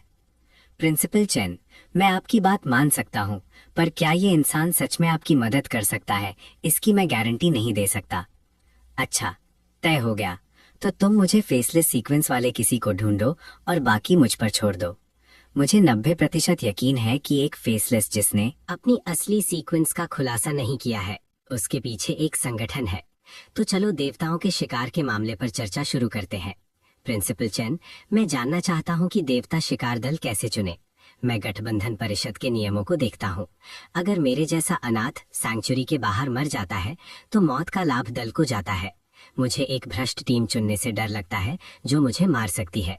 प्रिंसिपल चेन हल्का सा मुस्कुराते हैं। सबसे अच्छा समाधान एक आदमी वाला दल बनाना है। साथ ही अकेले जाने से तुम्हारे पॉइंट्स 2 गुने हो जाते हैं। मैं तुम्हारे गारंटर के रूप में सेवा करूंगा और तुम्हारे साथ आऊंगा। अगले दिन मार्कस सूट पहनता है, अपना बैकपैक कंधे पर डालता है और प्रिंसिपल चेन के साथ अकेडमी से निकल जाता है। अभी अकेडमी के टीचर्स और स्टूडेंट्स को पता चलता है कि प्रिंसिपल चेन सच में एक अवेकंड है। 1 घंटे बाद जैसे ही भारी मेटल का गेट धीरे धीरे खुलता है, मार्कस पहली बार सैंक्चुरी के बाहर की दुनिया का सामना करता है। प्रिंसिपल चेन, मेरे पीछे आओ। मार्कस सबसे कम लोगों वाला दिशा चुनता है और चलना शुरू करता है। प्रिंसिपल चेन रुकते हैं, पर सवाल नहीं करते। वो काफी दूर तक पीछे पीछे आते हैं। मार्कस आसपास का जायजा लेता है। अब सच में आसपास कोई नहीं है, इतना दूर काफी होना चाहिए। वो अपने बैकपैक से एक काली कांच की बोतल निकालता है और ढक्कन खोलता है। ये दिव्य आकर्षण पाउडर है, जो उसे अपने सामान के साथ फ्रंट डेस्क से मिला था। इसका छोटे देवताओं पर तेज आकर्षण होता है। आधा घंटे से ज्यादा इंतजार करने के बाद उसे आखिरकार एक हुलचल सुनाई देती है। तैयार हो जाओ, 10 सेकंड में आ रहा है। इस याद दिलाने के बाद प्रिंसिपल चेन चुपचाप पीछे हट जाते हैं।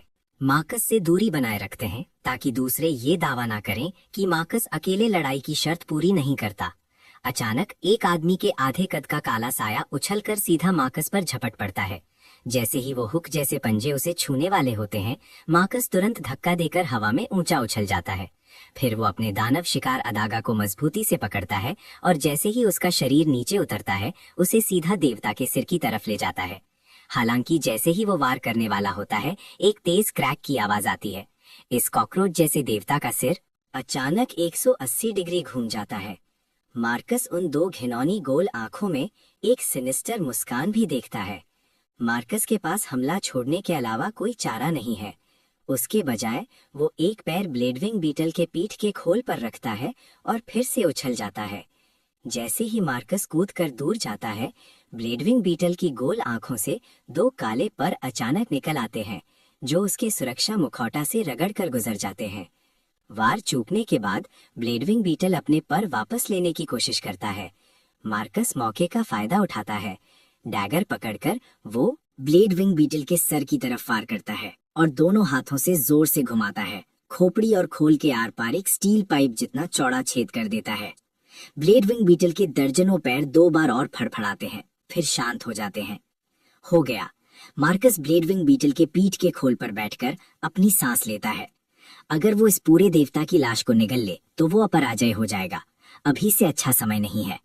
मार्कस बीटल के पैर का जोड़ काट देता है, अंदर का मांस खोखला कर देता है और उसे एक स्ट्रॉ का आकार देता है। वो उसे ब्लेडविंग बीटल के शरीर में डालता है और अंदर के हरे तरल को पागलों की तरह चूसता है। लगभग 1 मिनट तक लगातार पीने के बाद तरल सूख जाता है। मार्कस संतुष्टि से डकार लेता है और अपने मुंह से तरल पहुंचता है। फिर वो अपने सुरक्षा सूट का वाइजर बंद करता है और आलसी होकर ब्लेडविंग बीटल के खोल के सहारे लेट जाता है। दूर प्रिंसिपल चेन को बिल्कुल नहीं पता कि मार्कस ने अभी क्या किया है। वो मान लेते हैं कि मार्कस बस एक खेल खेलने वाले बच्चे की तरह अपना मन बहला रहा है।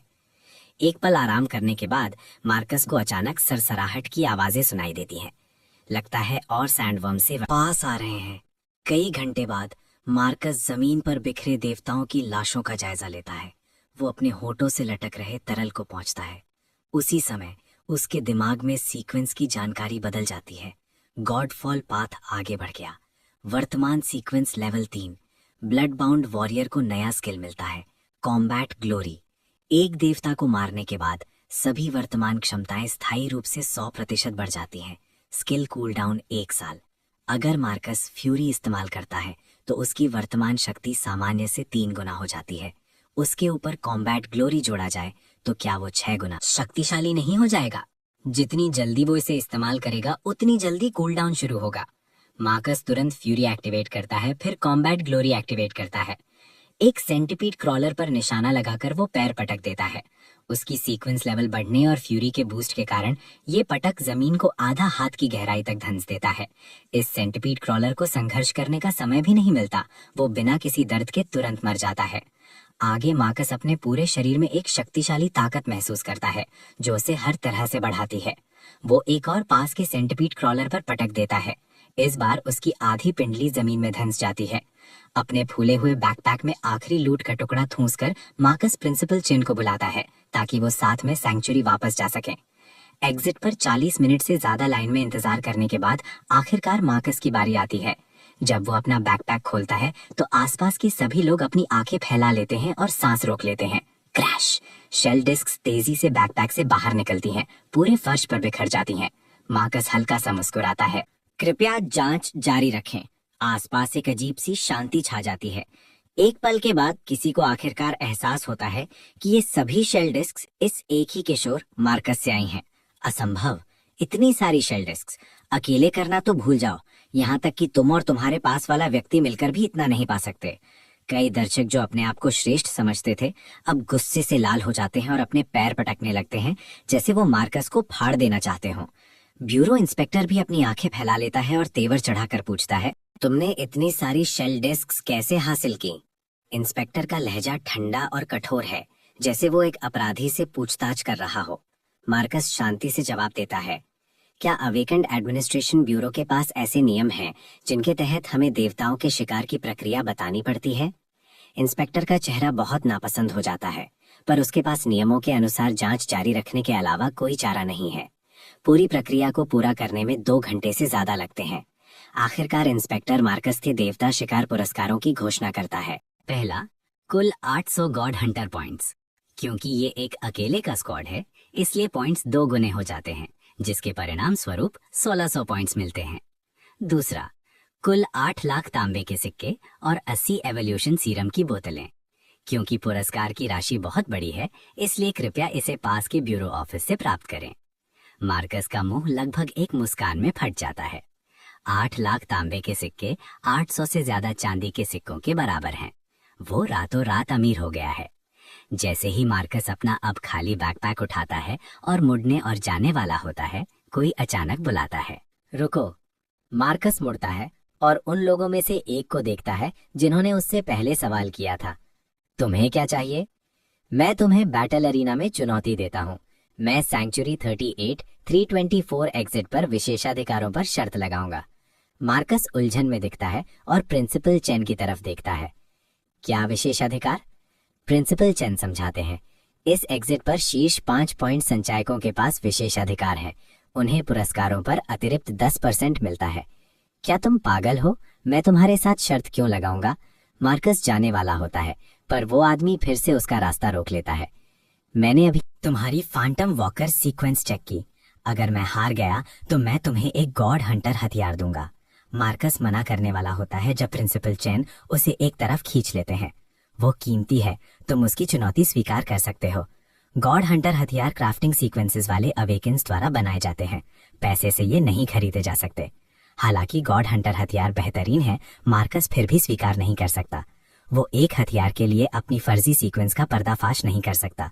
जैसे ही वो मना करने वाला होता है, प्रिंसिपल चैन फिर से फुसफुसाते हैं, चिंता मत करो, बैटल अरीना नहीं देखता, अंदर सिर्फ तुम दोनों होगे। जो भी होगा किसी को पता नहीं चलेगा। मार्कस धीरे से पूछता है, अगर मैंने उसे मार दिया तो क्या कोई परेशानी होगी? एक बार जब तुम बैटल अरीना में घुस जाते हो तो जीना और मरना तुम्हारी अपनी जिम्मेदारी है। मार्कस की आंखें चमक उठती हैं। बिना परिणाम के मारना अब उसकी दिलचस्पी है। दायित्व मुक्ति पर हस्ताक्षर करने के बाद मार्कस उत्सुकता से बंद बैटल अरीना में प्रवेश करता है। डैक्स मुस्कुराता है और उसके पीछे पीछे अंदर जाता है। गेट धीरे धीरे बंद हो जाता है, अरीना को सील करते हुए। बंद गेट को देखते हुए बाहर एक दर्शक हंसता है। वो बच्चा खत्म। डैक्स के पास भी वही असासिन सीक्वेंस है, पर डैक्स लेवल 2 का है। वो उस बच्चे को आसानी से मार देगा। फिर वो प्रिंसिपल चेन से कहता है, दोस्त, क्या तुम उस बच्चे को हॉस्पिटल भेजने के लिए तैयार हो? प्रिंसिपल चेन घमंडी आदमी की तरफ देखता है और कुछ नहीं कहता। वो सोचता है, होस्ट बहुत झंझट, एक अंतिम संस्कार ही काफी होगा। अरीना में जैसे ही गेट बंद होता है, डैक्स तुरंत अपनी कमर से अदागा निकालता है, अपनी असासिन स्किल एक्टिवेट करता है और ब्लेड मार्कस की पीठ की तरफ घुमाता है। तुम छोटे से कीड़े, तुम अपनी अनजान लापरवाही की कीमत चुकाओगे।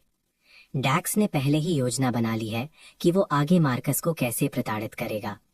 हालांकि जब उसे लगता है कि ये वार निश्चित रूप से लगेगा, उसके सामने मार्कस अचानक गायब हो जाता है। ये कैसे हो सकता है? जैसे ही घबराहट होती है, मार्कस पहले से ही उसके पास आ चुका है। मार्कस की क्षमताएं पहले से ही आम अवेकेंट से आगे हैं। खासकर कॉम्बैट ग्लोरी उसके गुणों को दोगुना कर देती है और फ्यूरी 3 गुना। ये संयोजन 6 गुना ताकत और फुर्ती देता है। डैक्स के पास बचने का बिल्कुल कोई रास्ता नहीं है। डैक्स का शरीर मार्कस की हरकतों के साथ बिल्कुल भी तालमेल नहीं बिठा पा रहा है। अपनी आंख के कोने से वो मार्कस की जंगली मुस्कान देखता है। उस पल उसे तुरंत एहसास हो जाता है कि मार्कस बिल्कुल भी एक असैसिन नहीं है और मार्कस का सीक्वेंस लेवल निश्चित रूप से उससे ऊंचा है। ये एहसास होने पर वो तुरंत अपने ब्रेसलेट पर सरेंडर बटन के लिए हाथ बढ़ाता है, पर मार्कस उसे वो मौका नहीं देगा। मार्कस का मुक्का ऊंचा उठता है। वो डैक्स के कान के पास शुक्रिया। मुक्का गिरता है, ठीक डैक्स के गाल पर लगता है। डैक्स को कुछ भी महसूस करने का समय भी नहीं मिलता। उसका दृष्टि क्षेत्र तुरंत संकुचित हो जाता है, फिर अचानक गायब हो जाता है। डैक्स सोचना बंद कर देता है। बैटल अरीना का गेट धीरे धीरे फिर से खुलता है। दूसरे हैरानी व्यक्त करते हैं, सिर्फ कुछ ही मिनट में खत्म हो गया। क्या डैक्स ने उस बच्चे को पहले ही हरा दिया? उसने साफ साफ कहा था कि वो उस बच्चे को थोड़ी देर के लिए प्रताड़ित करेगा। ये 1 मिनट में कैसे खत्म हो गया? अगर मुझे पता होता कि ये इतनी जल्दी खत्म हो जाएगा तो मैं नहीं आता। कितना उबाऊ है। रुको, कुछ गड़बड़ है। देखो, जिधर वो आदमी इशारा करता है, सबकी आंखें तुरंत फैल जाती हैं। सबकी हैरान नजरों के बीच मार्कस खून से लथपथ उस अदाकारा को अभी भी पकड़े हुए गेट से बाहर निकलता है। अगली सुबह मार्कस कक्षा में पहुंचता है। जैसे ही वो बैठता है, 2 लोग उसके सामने आ जाते हैं। मार्कस ऊपर देखता है। ये जेड स्टर्लिंग और ब्रैंडन यांग है। जेड ब्रैंडन का हाथ पकड़े हुए है। मार्कस की तरफ उसकी नजर अभी भी डर से भरी है। ब्रैंडन कहता है, मार्कस, तुम और मेरे अंकल अवेकेंड हो। क्या तुम मुझे कुछ इज्जत दे सकते हो और जेड के खिलाफ दुश्मनी नहीं रख सकते? मार्कस जेड को तिरस्कार से देखता है। ये वो बैकअप है जो तुमने ढूंढा है। जेड थूक निकलती है। मार्कस, मैं सच में जानती हूँ कि मैं गलत थी। मार्कस ब्रैंडन को फिर से देखता है। ब्रैंडन, क्या तुम सच में समझते हो जेड और मेरे बीच किस तरह की दुश्मनी है? ब्रैंडन अपनी गर्दन अकड़ाता है। चाहे जो भी दुश्मनी हो, हम सब क्लासमेट हैं। क्या तुम मुझे कुछ इज्जत दे सकते हो और उसे जाने दे सकते हो? मुझे सच में नहीं पता कि किसने तुम्हें मुझसे इस तरह बात करने की हिम्मत दी है। तुम्हारा बेकार अंकल। मार्कस अपना फोन निकालता है और उसे ब्रैंडन को फेंकता है। तुम्हें अपने अंकल का नंबर याद है ना? अभी उसे कॉल करो, वरना मैं तुम्हें वैसे ही थप्पड़ मारूंगा जैसे ग्रेड डायरेक्टर को मारा था। मैं अपना वादा निभाता हूँ। ब्रैंडन हॉस्पिटल में पड़े ग्रेड डायरेक्टर के बारे में सोचता है। उसकी पीठ में एक ठंड सी दौड़ जाती है। वो अपने अंकल का नंबर डायल करता है। हेलो अंकल, मैं हूँ। कॉल कनेक्ट होने की आवाज सुनकर मार्कस फोन वापस छीन लेता है। हेलो डायरेक्टर यांग, ये मार्कस है। दूसरी तरफ डायरेक्टर टॉमस तुरंत खुश हो जाते हैं। ओह मार्कस, मैं अभी तुमसे संपर्क करने के बारे में सोच रहा था और तुमने मुझे कॉल कर दिया। क्या इत्तेफाक है। तो मैं तुम्हारे लिए क्या कर सकता हूँ? कुछ खास नहीं। तुम्हारा भतीजा ब्रैंडन मेरे एक दुश्मन की रक्षा करना चाहता है। तुम इस बारे में क्या सोचते हो? डायरेक्टर थॉमस रुक जाते हैं। मैं समझ गया, कृपया फोन ब्रैंडन को दो। ब्रैंडन फोन लेता है और मार्कस की तरफ देखता है। अंकल, उसकी बकवास मत सुनो। हम सब क्लासमेट हैं, बस मजाक कर रहे हैं। क्या दुश्मनी? दूसरी तरफ से एक ठंडी आवाज आती है। उस व्यक्ति से रिश्ता तोड़ दो और मार्कस से माफी मांगो। अगर मार्कस ने तुम्हें माफ नहीं किया तो तुम्हारे परिवार का मुझसे कोई लेना देना नहीं होगा, समझे? ब्रैंडन अपने अंकल का निश्चित स्वर सुनता है और उसका चेहरा मौत जैसा पीला पड़ जाता है। वो सिर्फ धीरे से जवाब दे सकता है, हाँ अंकल, मैं समझ गया। फिर वो फोन मार्कस को वापस दे देता है। उसकी आंखों में अनिच्छा और उलझन भरी हुई है। मार्कस फोन लेता है। हेलो डायरेक्टर यांग, शुक्रिया। मार्कस की आवाज सुनकर डायरेक्टर थॉमस तुरंत फिर से उत्साहित हो जाते हैं। मार्कस, तुम कब फ्री हो? चलो साथ में डिनर करते हैं। जरूर, जबकि आप डिनर करने में दिलचस्पी रखते हैं, मुझे साथ देने में खुशी होगी। आप समय और जगह चुने। मार्कस फोन काट देता है और ब्रैंडन और जेड की तरफ देखता है। ब्रैंडन, तुम्हारा क्या कहना है? ब्रैंडन तुरंत मार्कस के सामने झुक जाता है। मुझे माफ कर दो मार्कस, जो पहले हुआ वो मेरी गलती थी। मैं तुम्हारे और जेड के बीच के मामलों में अब और दखल नहीं दूंगा। ये सुनकर कि ब्रैंडन उसकी मदद नहीं करेगा, जेड घबरा जाती है और उसका हाथ पकड़ लेती है, उसे रोकने की कोशिश करती है। ब्रैंडन जानता है कि वो दोषी है और जेड की तरफ देखने की हिम्मत नहीं करता। वो उसका हाथ झटक देता है और कक्षा से चला जाता है। मार्कस दिलचस्पी से सिर हिलाता है। जेड, एक होशियार आदमी ढूंढने के लिए बधाई हो। अपने शांति के आखिरी पलों का आनंद लो। ये सुनकर जेड का रंग प्लास्टर जैसा पीला पड़ जाता है, बेजान। मार्कस एक अवेकेंड है और एक अनाथ है जिसकी कोई कमजोरी नहीं है। रुको, कमजोरियां? उसकी अपनी कोई कमजोरी नहीं है, पर उसके आसपास के लोगों की है। मार्कस का लाइब्रेरी में उस बूढ़ी औरत मिसेस रोज के साथ अच्छा रिश्ता लगता है, और विवियन चैन, जरूर। ये सोचते हुए जेड की आंखें चमक उठती हैं। अगर वो इन लोगों पर लेवरेज हासिल कर सकती है तो शायद वो मार्कस को काम करने से हिचकिचाने पर मजबूर कर सकती है। क्लास के बाद मार्कस प्रिंसिपल के ऑफिस वापस जाता है। जैसे ही वो हमेशा की तरह सामग्री की समीक्षा कर रहा होता है, कोई अचानक प्रिंसिपल के ऑफिस का दरवाजा खटखटाता है। दरवाजा खोलने पर एक सफेद बालों वाला बूढ़ा आदमी अंदर आता है। मार्कस, तुम काफी प्रभावशाली हो। तुमने मुझे बेवकूफ बना दिया। मार्कस चुपचाप डिटेक्टिव विक्टर को देखता है। कोई जवाब नहीं देता। मैंने पुलिस डिपार्टमेंट में 40 साल काम किया है। मुझे कुल 5 बार बेवकूफ बनाया गया है। तुम सबसे छोटे हो। आखिरी बार जब मैंने तुम्हें इंटरनेट कैफे के वेयर हाउस में देखा तो मैंने सच में सोचा कि तुम एक गरीब संघर्ष कर रहे बच्चे हो जिसे उस अपेक्षाकृत अमीर कमबख्त फ्रैंक द्वारा धोखा दिया जा रहा है। मैंने कभी नहीं सोचा था कि एक 17 साल का हाई स्कूल का छात्र फ्रैंक जैसे गली के गुंडे को मैनिपुलेट कर सकता है। डिटेक्टिव विक्टर अपने आप में सोचता है। मार्कस चुप रहता है। जिस पल डिटेक्टिव विक्टर को पता चला कि वो एक अवेकेंड के रूप में जागृत हुआ है, सभी बहाने व्यर्थ हो गए। 2 दिन पहले अवेकेंड इंफॉर्मेशन हॉल ब्राउज करते वक्त मैंने तुम्हारी फाइल देखी। मैं चौंक गया, इसीलिए मैं तुरंत इंटरनेट कैफे गया और फ्रैंक से तुम्हारे बारे में पूछा। अंदाजा लगाओ उसने क्या कहा? डिटेक्टिव विक्टर, क्या आप आज मुझसे ये पूछने आए हैं? मुझे नहीं लगता कि इन मामलों का मुझसे कोई लेना देना है। डिटेक्टिव विक्टर अपनी जीभ चटकाता है। तुम जानते हो फ्रैंक कुछ नहीं कहेगा, है ना? डिटेक्टिव विक्टर, मैं सिर्फ एक छात्र हूँ। आपके सवाल मेरे लिए बहुत जटिल है, मुझे समझ नहीं आता। तुम्हारे इंटरनेट कैफे की गतिविधियों के बारे में तुम्हारे और फ्रैंक के अलावा सिर्फ डेनिस को पता था। तुमने डेनिस को मारा और फ्रैंक बात करने से इनकार करता है। सच में? मैं तुम्हारा कुछ नहीं कर सकता। मार्कस का चेहरा अपरिवर्तित रहता है, पर उसका दिल कस जाता है। उसे उम्मीद नहीं थी कि डिटेक्टिव विक्टर डेनिस की मौत को उससे जोड़ देगा। वैसे भी तुम्हारे पास एक ठोस एलिबाय है। मैंने उस सुबह एकेडमी का सर्विलेंस चेक किया। तुम डेनिस के मरने के 10 मिनट से भी कम समय में स्कूल पहुंच गए थे, जिसका मतलब है कि कातिल तुम नहीं थे। डिटेक्टिव विक्टर की आंखों में अचानक एक धूर्त चमक आ जाती है। तुम्हें मुझसे पूछना चाहिए कि डेनिस कौन है। डिटेक्टिव के पूछताछ का सामना करते हुए मार्कस अपना सिर हिलाता है। जबकि मैं फ्रैंक को जानता हूं, तो मैं डेनिस को कैसे नहीं जान सकता? डिटेक्टिव विक्टर अपनी मुट्ठी हल्का सा कस लेता है। तुम बहुत सावधान हो, एक जन्मजात अपराधी। हाँ, जैसा कि मैंने कहा, तुम्हारे पास अपराध करने का समय नहीं था।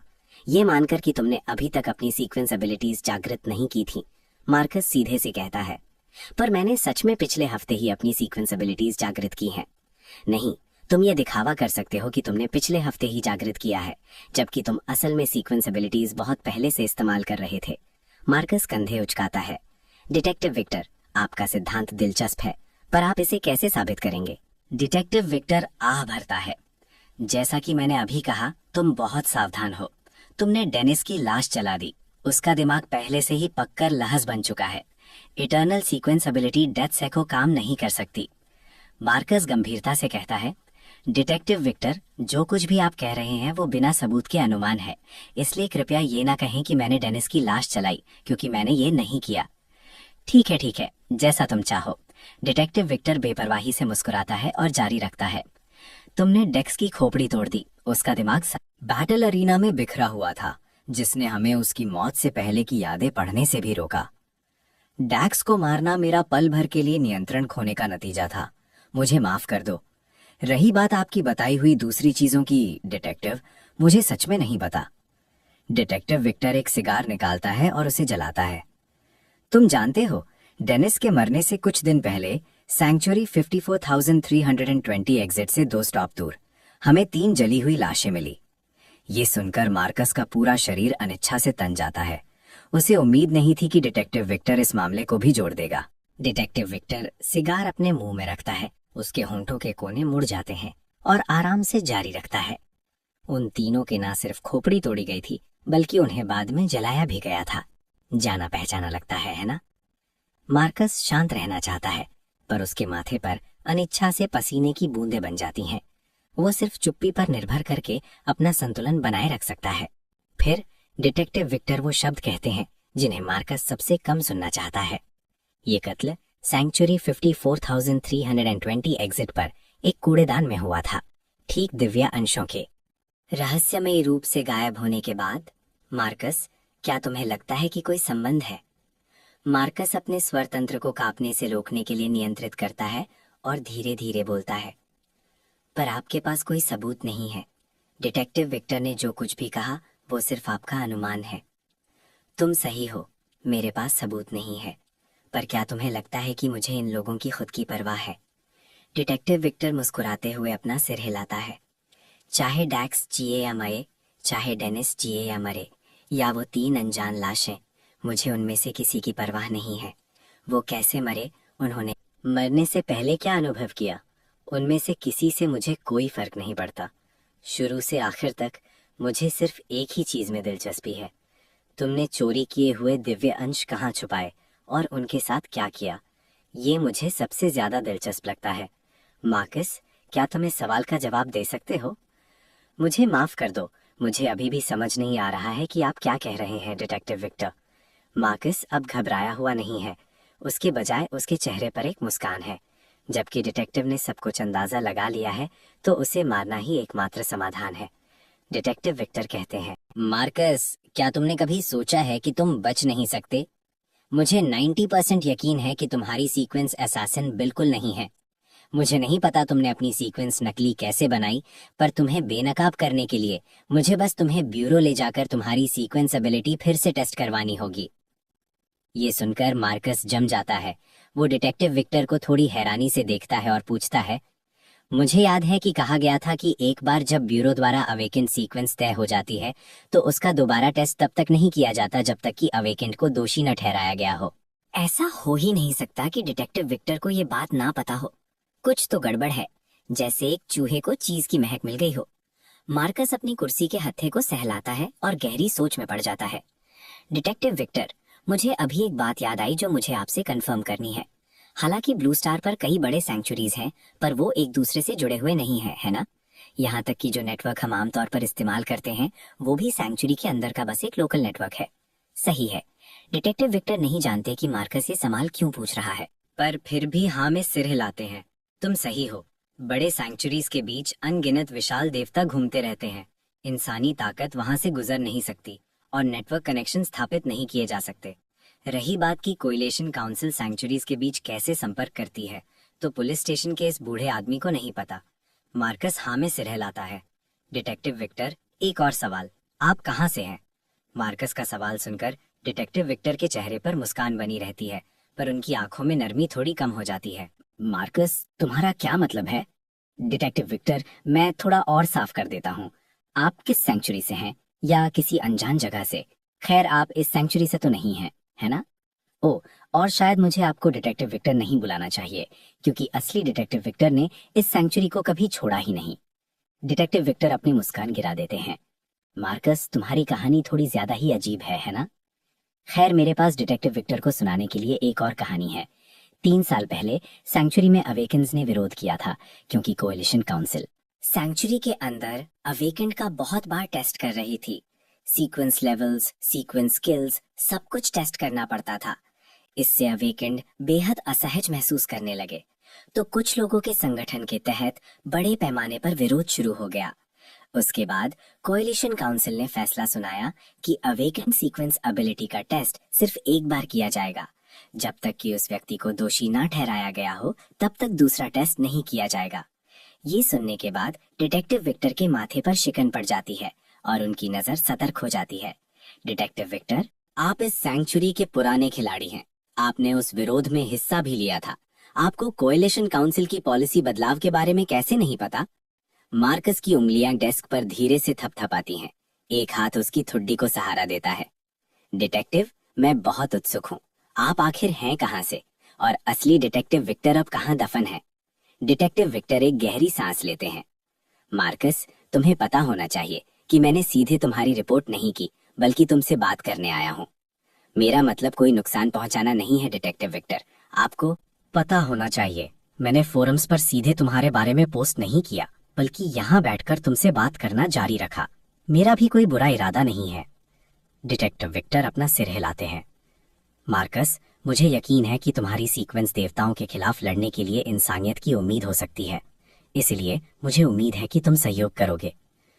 सहयोग किसके साथ? इंसानी प्रयोग, जैविक चीरफाड़? मार्कस तिरस्कार से मुस्कुराता है। मुझसे इंसानियत की उम्मीद के बारे में बात मत करो। जब मेरे जीवन में कोई उम्मीद नहीं थी, तब इंसानियत मुझे बचाने कभी नहीं आई। क्योंकि तुम मुझ पर विश्वास नहीं करोगे, मैं और नहीं कहूंगा। बेशक, मैं अपने विचार और इच्छाएं तुम पर नहीं थोपूंगा। कुछ बातें तुम बाद में समझ जाओगे। अपनी बात खत्म करके डिटेक्टिव विक्टर एक बार फिर अपने गले में स्कार्फ लपेटते हैं और सोफे से उठ जाते हैं। डिटेक्टिव विक्टर को विदा करने के बाद मार्कस राहत की एक लंबी सांस लेता है। वो उस बूढ़े आदमी द्वारा चीर फाड़ के लिए ले जाए जाने से बस बचा ही था। बाल बाल बचा। साफ है, अगर उसका अंदाजा सही है तो डिटेक्टिव विक्टर जरूर किसी दूसरे सैंक्चुरी से आए हैं। इस तरह की चीज निश्चित रूप से एक साधारण इक्विलिब्रियम सीक्वेंस द्वारा हासिल नहीं की जा सकती, या शायद उनके पीछे कोई शक्तिशाली संगठन है। एकेडमी छोड़ने के बाद मार्कस एजुकेशन ब्यूरो के लिए बस लेता है। 5 बोतल सीरम देकर मार्कस डायरेक्टर थॉमस से यूनिवर्सिटी स्पेशल एडमिशन की योग्यता हासिल कर लेता है। डायरेक्टर थॉमस साफ तौर पर संतुष्ट नहीं है, लेकिन मार्कस का सख्त रवैया उन्हें और मांगने से डराता है। वो सिर्फ इस सौदे के लिए राजी हो सकते हैं।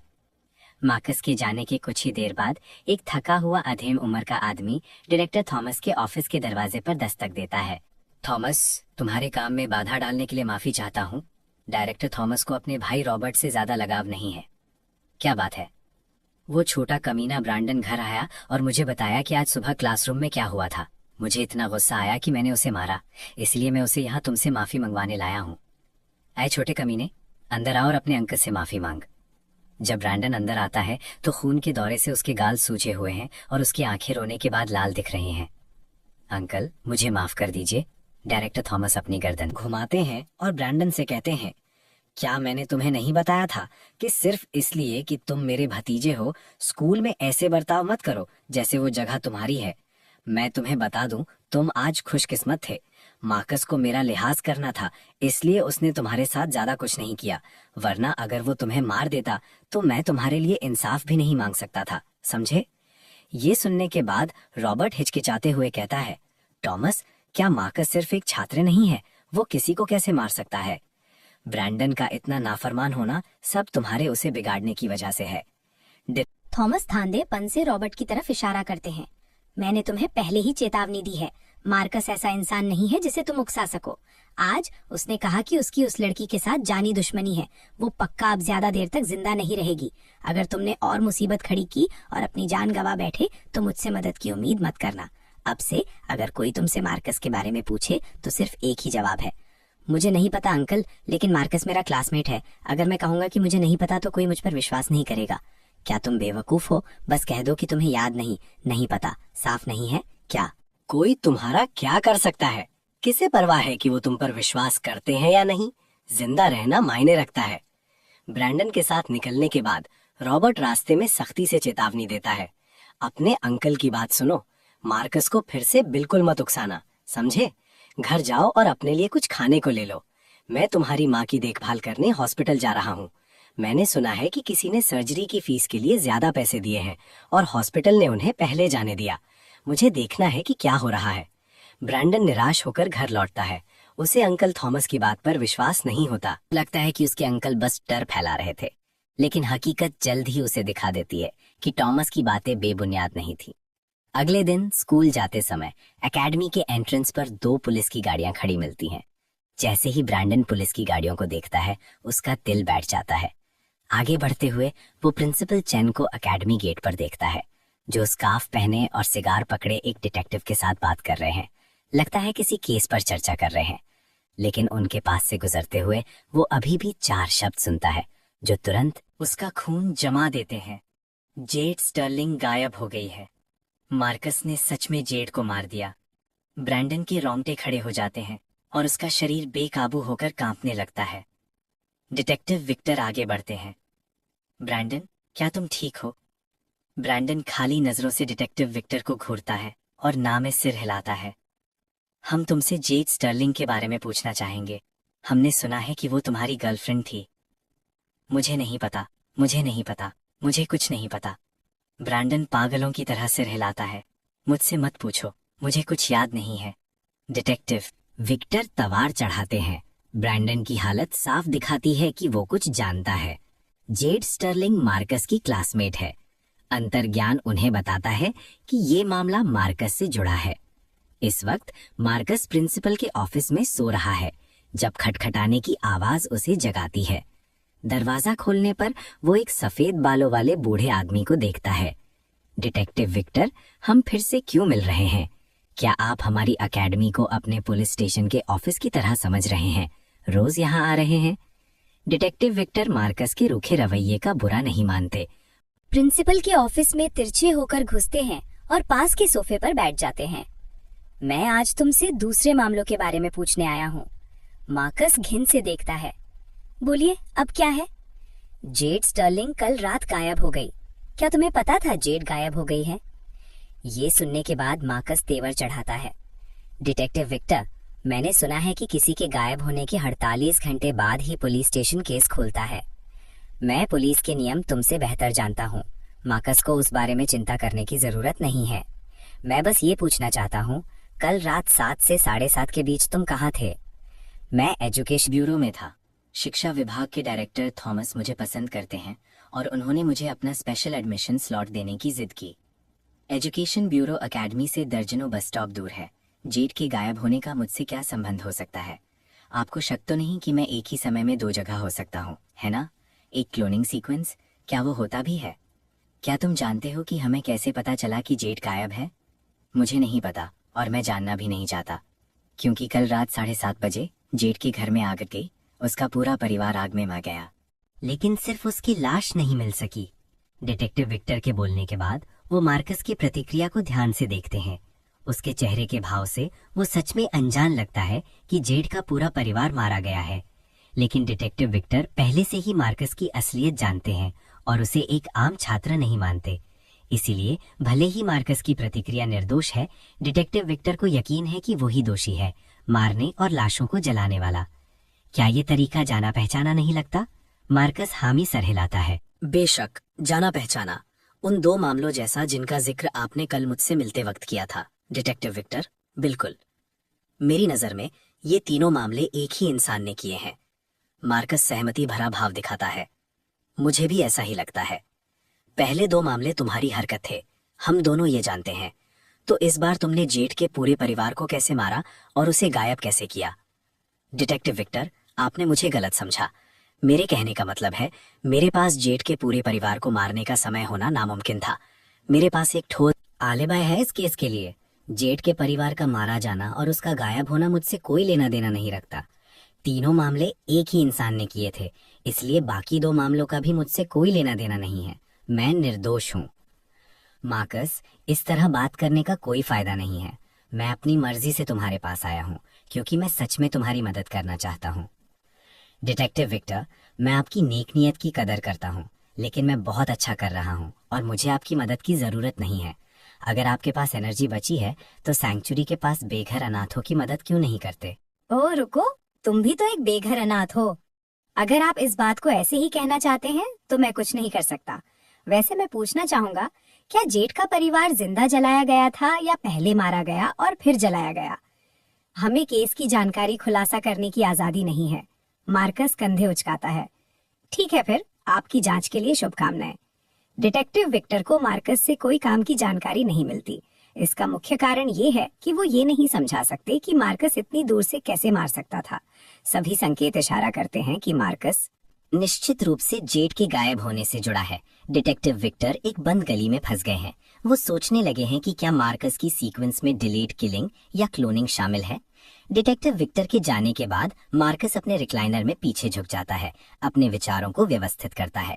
जेड के खिलाफ दुश्मनी रखने वाला अकेला वही है।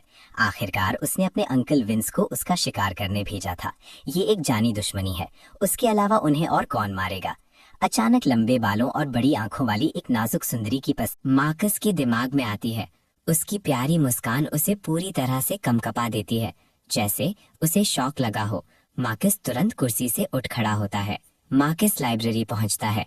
वो देखता है कि विवियन चैन अभी भी चुपचाप अकेले सवाल हल कर रही है। मैं तुमसे कुछ पूछना चाहता हूँ। वो मैं थी, विवियन सीधे अपना जवाब देती है, मार्कस को शांति से देखते हुए। वो मुझे नुकसान पहुंचाना चाहती थी, इसलिए मैंने उसे मार दिया। क्या कोई समस्या है? खैर, कोई समस्या नहीं है।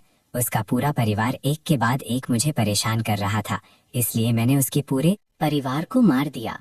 क्या कोई समस्या है? कोई समस्या नहीं है, बस इतना ही। फिर कुछ शब्द बोलने के बाद विवियन अपने सवाल हल करने लगती है। हालांकि मार्कस अभी भी थोड़ा उत्सुक है, पर वो और नहीं पूछता, क्योंकि उसके पास भी ऐसे राज हैं जो वो बता नहीं सकता।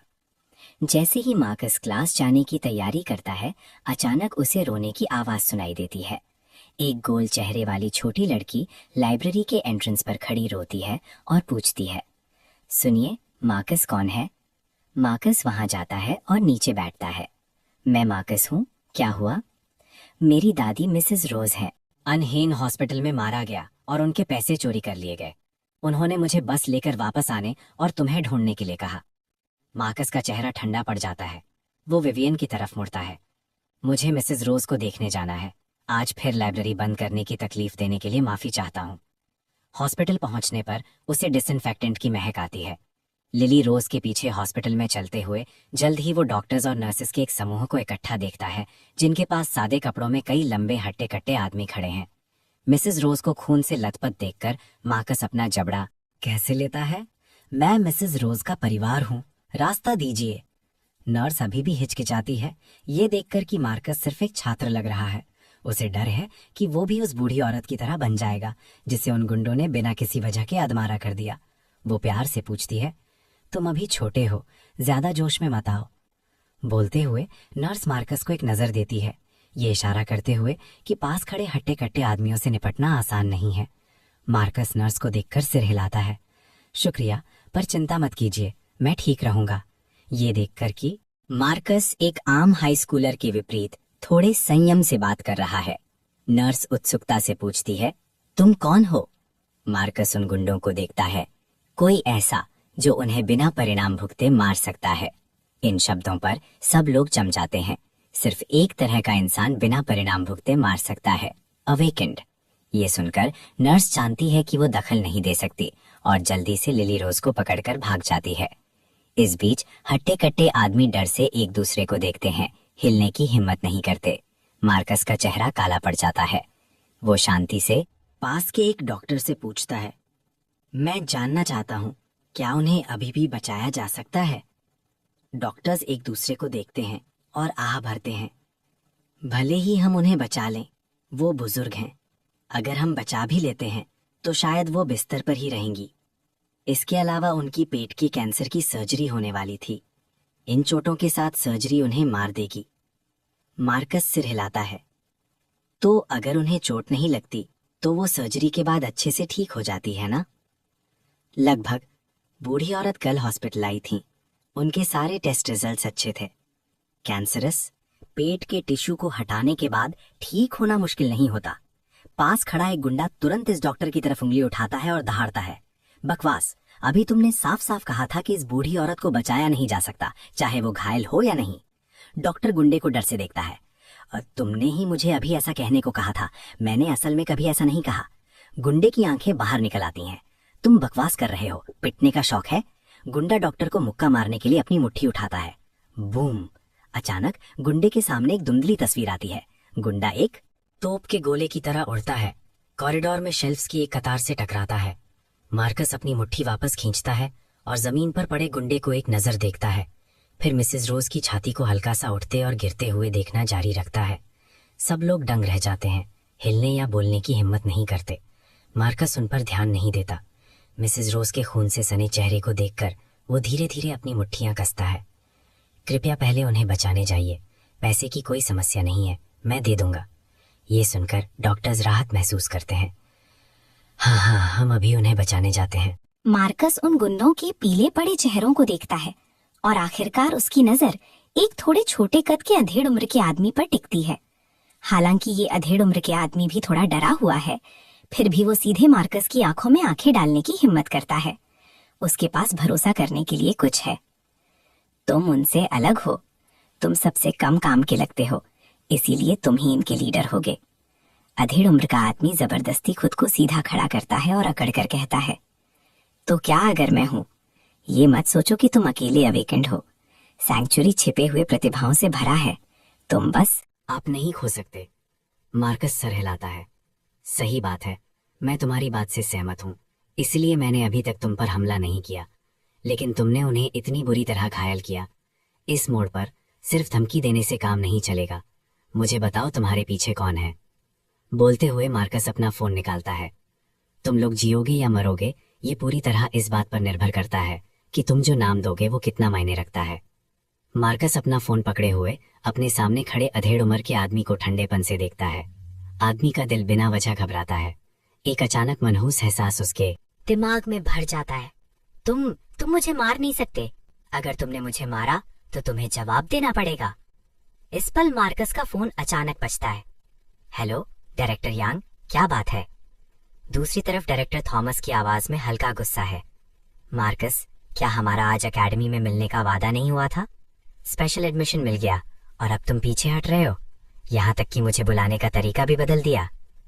अभी मार्कस को याद आता है कि उसने डायरेक्टर थॉमस से वादा किया था कि वो आज उन्हें एवोल्यूशन सीरम देगा। माफ कीजिए अंकल थॉमस, मैं हॉस्पिटल में हूँ। कुछ काम निपट रहा हूँ, क्या मैं कल आपको दे सकता हूँ? तुम हॉस्पिटल में हो क्या? चोट लगी है देवताओं का शिकार करते हुए? नहीं, एक रिश्तेदार को हॉस्पिटल में मारा गया है, मैं देखने आया हूँ। ये सुनकर डायरेक्टर थॉमस को ये मजाकिया लगता है। तुम्हारे रिश्तेदार को मारा? उन्हें मरने की जल्दी होगी। ठीक है, तो कल मैं भाई मुझे बचाओ। इस पल सामने खड़ा अधेड़ उम्र का आदमी पागलों की तरह फोन में चिल्लाता है, भाई मुझे बचाओ, मैं हॉस्पिटल में तुम्हारी भाभी का इलाज करा रहा हूँ और गलती से किसी को चोट पहुंचा दी, कृपया जल्दी आकर मुझे बचाओ। दूसरी तरफ डायरेक्टर थॉमस एक पल के लिए चुप रहते हैं, फिर कहते हैं, मार्कस कृपया फोन उस आदमी को दो। डायरेक्टर यांग, ये मामला पिछली बार जितना आसान नहीं है, ये ध्यान रखिएगा। रॉबर्ट का चेहरा तन जाता है। वो दोनों हाथों से फोन लेता है। हेलो भाई, मैं हूँ। मैंने कल ही तुम्हें मना किया था कि मार्कस को मत उकसाना। तुम क्या कर रहे हो? जानबूझकर मेरे लिए मुसीबत खड़ी कर रहे हो। क्या तुमने बिल्कुल नहीं सुना जब मैं ब्रैंडन को डांट रहा था? मुझे नहीं पता था कि वो बूढ़ी औरत मार्कस की रिश्तेदार है। क्या वो अनाथ नहीं है? मुझे कैसे पता चलता? जो भी हो, जब से वो आई, इसका मतलब है कि तुम्हारे पास एक बूढ़ी औरत को मारने के अलावा और कोई काम नहीं का। नहीं भाई, तुम जानते हो मैं तुम्हारी भाभी की सर्जरी के लिए लगभग आधे साल से लाइन में लगा हूँ। अचानक किसी ने लाइन कटवाने के लिए बहुत पैसे दिए। बेशक मैं इसे स्वीकार नहीं कर सकता था। तुम्हारे पास जो थोड़े पैसे हैं, तुम मेरे संपर्कों की वजह से वेटिंग लिस्ट में आए और तुम नखरे दिखा रहे हो और हॉस्पिटल को पैसे कमाने से रोक रहे हो। तुम्हें हिम्मत किसने दी? Hospital director. यहाँ तक कि डिस्ट्रिक्ट चीफ भी उसे नाराज करने की हिम्मत नहीं करता। मार्कस फोन वापस छीन लेता है। बूढ़ी औरत सर्जरी के बाद ठीक हो जाती। अब मिसेस रोज मर रही हैं। डायरेक्टर थॉमस एक बार फिर चुप हो जाते हैं। मार्कस, वो मेरा भाई है और तुम्हारे क्लासमेट ब्रैंडन का पिता भी। मुझे लगता है अगर तुम ब्रैंडन के पिता का मुझसे क्या लेना देना? तुम्हें सच में नहीं लगता कि ब्रैंडन और मेरे अच्छे रिश्ते हैं? ठीक है, अगर मैं अपने भाई की जान बचाना चाहता हूँ तो तुम्हारी कीमत क्या है? 5 बोतल सीरम। मैंने तुमसे कीमत बताने को कहा, मजाक करने को नहीं। अंकल थॉमस, मैं आपको एक ऑफर देता हूँ। जब तक आप रॉबर्ट के मामले में दखल नहीं देंगे, मैं आपको सीरम की 1 बोतल दूंगा। अब डायरेक्टर थॉमस हिचकिचाते हैं।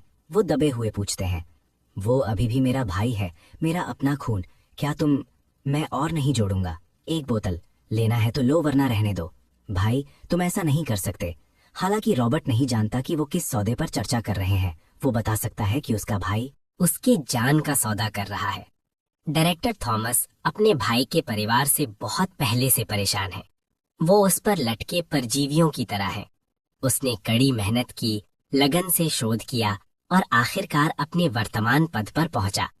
उसने ये सब इसलिए नहीं किया कि उसका बेकार भाई का परिवार उसे नीचे खींचे। ये सोचते हुए डायरेक्टर थॉमस अब हिचकिचाते नहीं है। इसे खुद संभालो। कल नहीं, परसों। मैं आपसे परसों मिलूंगा। कल? ठीक है, अलविदा। मार्कस फोन काट देता है और रॉबर्ट को देखता है, जिसका चेहरा कागज जैसा सफेद है। तुम्हारा भाई मदद नहीं करेगा। थॉमस के अलावा क्या तुम्हारे पास कोई और सहारा है? अगर है तो जल्दी बोलो। रेस्टरूम में मार्कस अपने हाथों से खून धोता है। फिर वो अपना फोन निकालता है और ब्यूरो को कॉल करता है। हेलो, हाँ, बात ये है, मैंने अभी कुछ लोगों को मारा है। मैं खुद को हवाले कर रहा हूँ। जल्द ही फॉर्मल कपड़ों में 2 लोग चलते हुए आते हैं। वो थोड़े हैरान लगते हैं। शायद उन्हें उम्मीद नहीं थी कि जिसने इतने लोगों को मारा वो एक किशोर होगा। तुमने 7 लोगों को मारा। ये एक बहुत गंभीर सुरक्षा घटना है। सजा के तौर पर तुम्हें 6 महीने के भीतर 14 गॉड हंटर पॉइंट्स कमाने होंगे। पॉइंट्स कमाते समय तुम सिर्फ एवोल्यूशन सिरंग पुरस्कार प्राप्त कर सकते हो, मॉनेटरी पुरस्कार नहीं। समझे? ठीक है, मैं समझ गया। परेशानी के लिए माफी। एक ब्यूरो ऑफिशियल गंभीरता से कहता है। अच्छा है कि तुम्हें पता है कि ये परेशानी है। भविष्य में खुद पर काबू रखने की कोशिश करना। इतने जोश में मत आना। हम अवेकेंड आम लोगों से अलग हो सकते हैं, लेकिन हम आखिरकार आम लोगों से ही बदले हैं। हमें अभी भी जीवन के प्रति कुछ सम्मान रखना चाहिए। बाद में मार्कस डॉक्टर को ढूंढता है और इज्जत से पूछता है, डॉक्टर, क्या मरीज को सच में नहीं बचाया जा सकता? डॉक्टर आह भरते हैं। मुझे बहुत अफसोस है। हमने अपनी पूरी कोशिश की है, लेकिन अगर डायरेक्टर मदद करने को तैयार हो तो शायद कुछ उम्मीद हो सकती है। डायरेक्टर भी तुम्हारी तरह एक अवेकेंड है। उनकी सीक्वेंस एबिलिटी हीलर है। ये सुनकर मार्कस को तुरंत उम्मीद मिल जाती है। मैं आपकी डायरेक्टर से कैसे संपर्क करूं? डॉक्टर एक पल के लिए सोचते हैं और कहते हैं, वो हमारी डायरेक्टर हैं। उन्होंने बहुत समय से सर्जरी नहीं की है। यहाँ तक कि जब ब्यूरो डायरेक्टर पहले हॉस्पिटल आए थे तो उन्होंने बस उन्हें दूसरे डिस्ट्रिक्ट के हॉस्पिटल भेज दिया और खुद ऑपरेशन नहीं किया। ब्यूरो डायरेक्टर का भी काम नहीं बना। ये सुनकर मार्कस को जो उम्मीद मिली थी वो फिर से टूट जाती है। इस पल डॉक्टर का फोन बजता है। Hello director. हाँ मैं हूँ। हाँ वो मेरे बगल में है। ठीक है मैं समझ गया। डॉक्टर मार्कस को थोड़ी हैरानी से देखते हैं। डायरेक्टर चाहती हैं कि तुम उनके ऑफिस आओ, शायद वो तुम्हारी मदद करने को तैयार है। मार्कस भी थोड़ा हैरान है। ये डायरेक्टर उससे क्यों मिलना चाहती है? वो किस चीज में दिलचस्पी रखती है? क्या वो डिटेक्टिव विक्टर की तरह है जो उसके राज जानती है? क्या डायरेक्टर और डिटेक्टिव विक्टर साथ काम कर रहे हो सकते हैं? हॉस्पिटल की 5वीं मंजिल पर एलिवेटर लेते हुए, ये पूरी मंजिल डायरेक्टर का ऑफिस एरिया है। क्या वो मार्कस है? अंदर आओ। एक समझदार सौम्या महिला की आवाज अंदर के कमरे से आती है। ठीक है डायरेक्टर। अंदर के कमरे में चलते हुए मार्कस दरवाजा ढकेलता है और एक सुंदर लंबे बालों वाली महिला को कंप्यूटर पर टाइपिंग करते हुए देखता है। डायरेक्टर अपना पतले फ्रेम वाला चश्मा ठीक करती है और एक समझदार मुस्कान दिखाती है। तुम मार्कस हो, पिंचुआन एकेडमी के छात्र? हाँ मैं हूँ। जब तुम सैंक्चुरी के बाहर देवताओं का शिकार करने गए थे, क्या तुम्हारे पास कोई गारंटर नहीं था? तुम्हारे प्रिंसिपल रिचर्ड चेन, अगर वो तुम्हारे गारंटर बनने को तैयार हैं, तो तुम दोनों काफी करीब होगे मुझे लगता है। मार्कस पूरी तरह से हामी नहीं भरता ताकि अगर वो बाद में डॉक्टर लिन की मांग मना ना कर सके। डॉक्टर सोफिया लिन कहती हैं, अपने फोन से उन्हें कॉल करो। मार्कस प्रिंसिपल चेन का नंबर डायल करता है और डॉक्टर लिन को देता है। दूसरी तरफ प्रिंसिपल चेन जोर जोर से सांस ले रहे हैं। हेलो बच्चे, अब क्या चाहिए तुम्हें? मैं व्यस्त हूँ, जल्दी बोलो। लेकिन डॉक्टर लिन की आंखें अचानक लाल हो जाती हैं। रिचर्ड चेन, तुम दिल तोड़ने वाले। दूसरी तरफ प्रिंसिपल चेन एक पल के लिए जम जाते हैं, कोई जवाब नहीं देते और फोन काट देते हैं। फोन से बीप की आवाज सुनकर डॉक्टर लिन गुस्से में फोन जमीन पर फेंक देती हैं। मार्कस जल्दी से फोन उठाता है चेक करने के लिए। शुक्र है, सिर्फ हल्की खरोंचे हैं, कैमरा और स्क्रीन ठीक है। डॉक्टर लिन अपना चेहरा पोंछती हैं, शायद अपनी आंखों के कोनों से आंसू पहुंच रही हैं। मार्कस, उस बूढ़ी औरत का इलाज करने के लिए मेरी एक शर्त है। जब तक तुम उसे पूरा करोगे, मैं अभी ऑपरेशन करूंगी। रिचर्ड चेन को स्प्लेंडर पेविलियन में डिनर के लिए बुलाओ। तुम उसे वहां लाने में मेरी मदद करो। मार्कस अपने होंठ सिकोड़ता है। उसने शुरू में सोचा था कि डॉक्टर लिन उसमें दिलचस्पी रखती हैं और सोच रहा था कि मिसेस रोज को बचाने के लिए अपना शरीर बेचना अस्वीकार्य नहीं होगा। किसने सोचा था? ठीक डॉक्टर लिन के सामने मार्कस फिर से प्रिंसिपल चेन का नंबर डायल करता है। सोफिया लिन आपके साथ डिनर करना चाहती हैं। अगर आप राजी नहीं हुए तो वो मिसेस रोज को नहीं बचाएंगी। मिसेस रोज को मारा गया था और वो मर रही हैं। अगर उन्होंने ऑपरेट नहीं किया तो मिसेस रोज किसी भी पल मर सकती हैं। मुझ पर एक एहसान कीजिए और बस उनके साथ एक बार खाना खा लीजिए। मिसेस रोज का मुझसे कोई लेना देना नहीं है, उसे मरने दो फिर।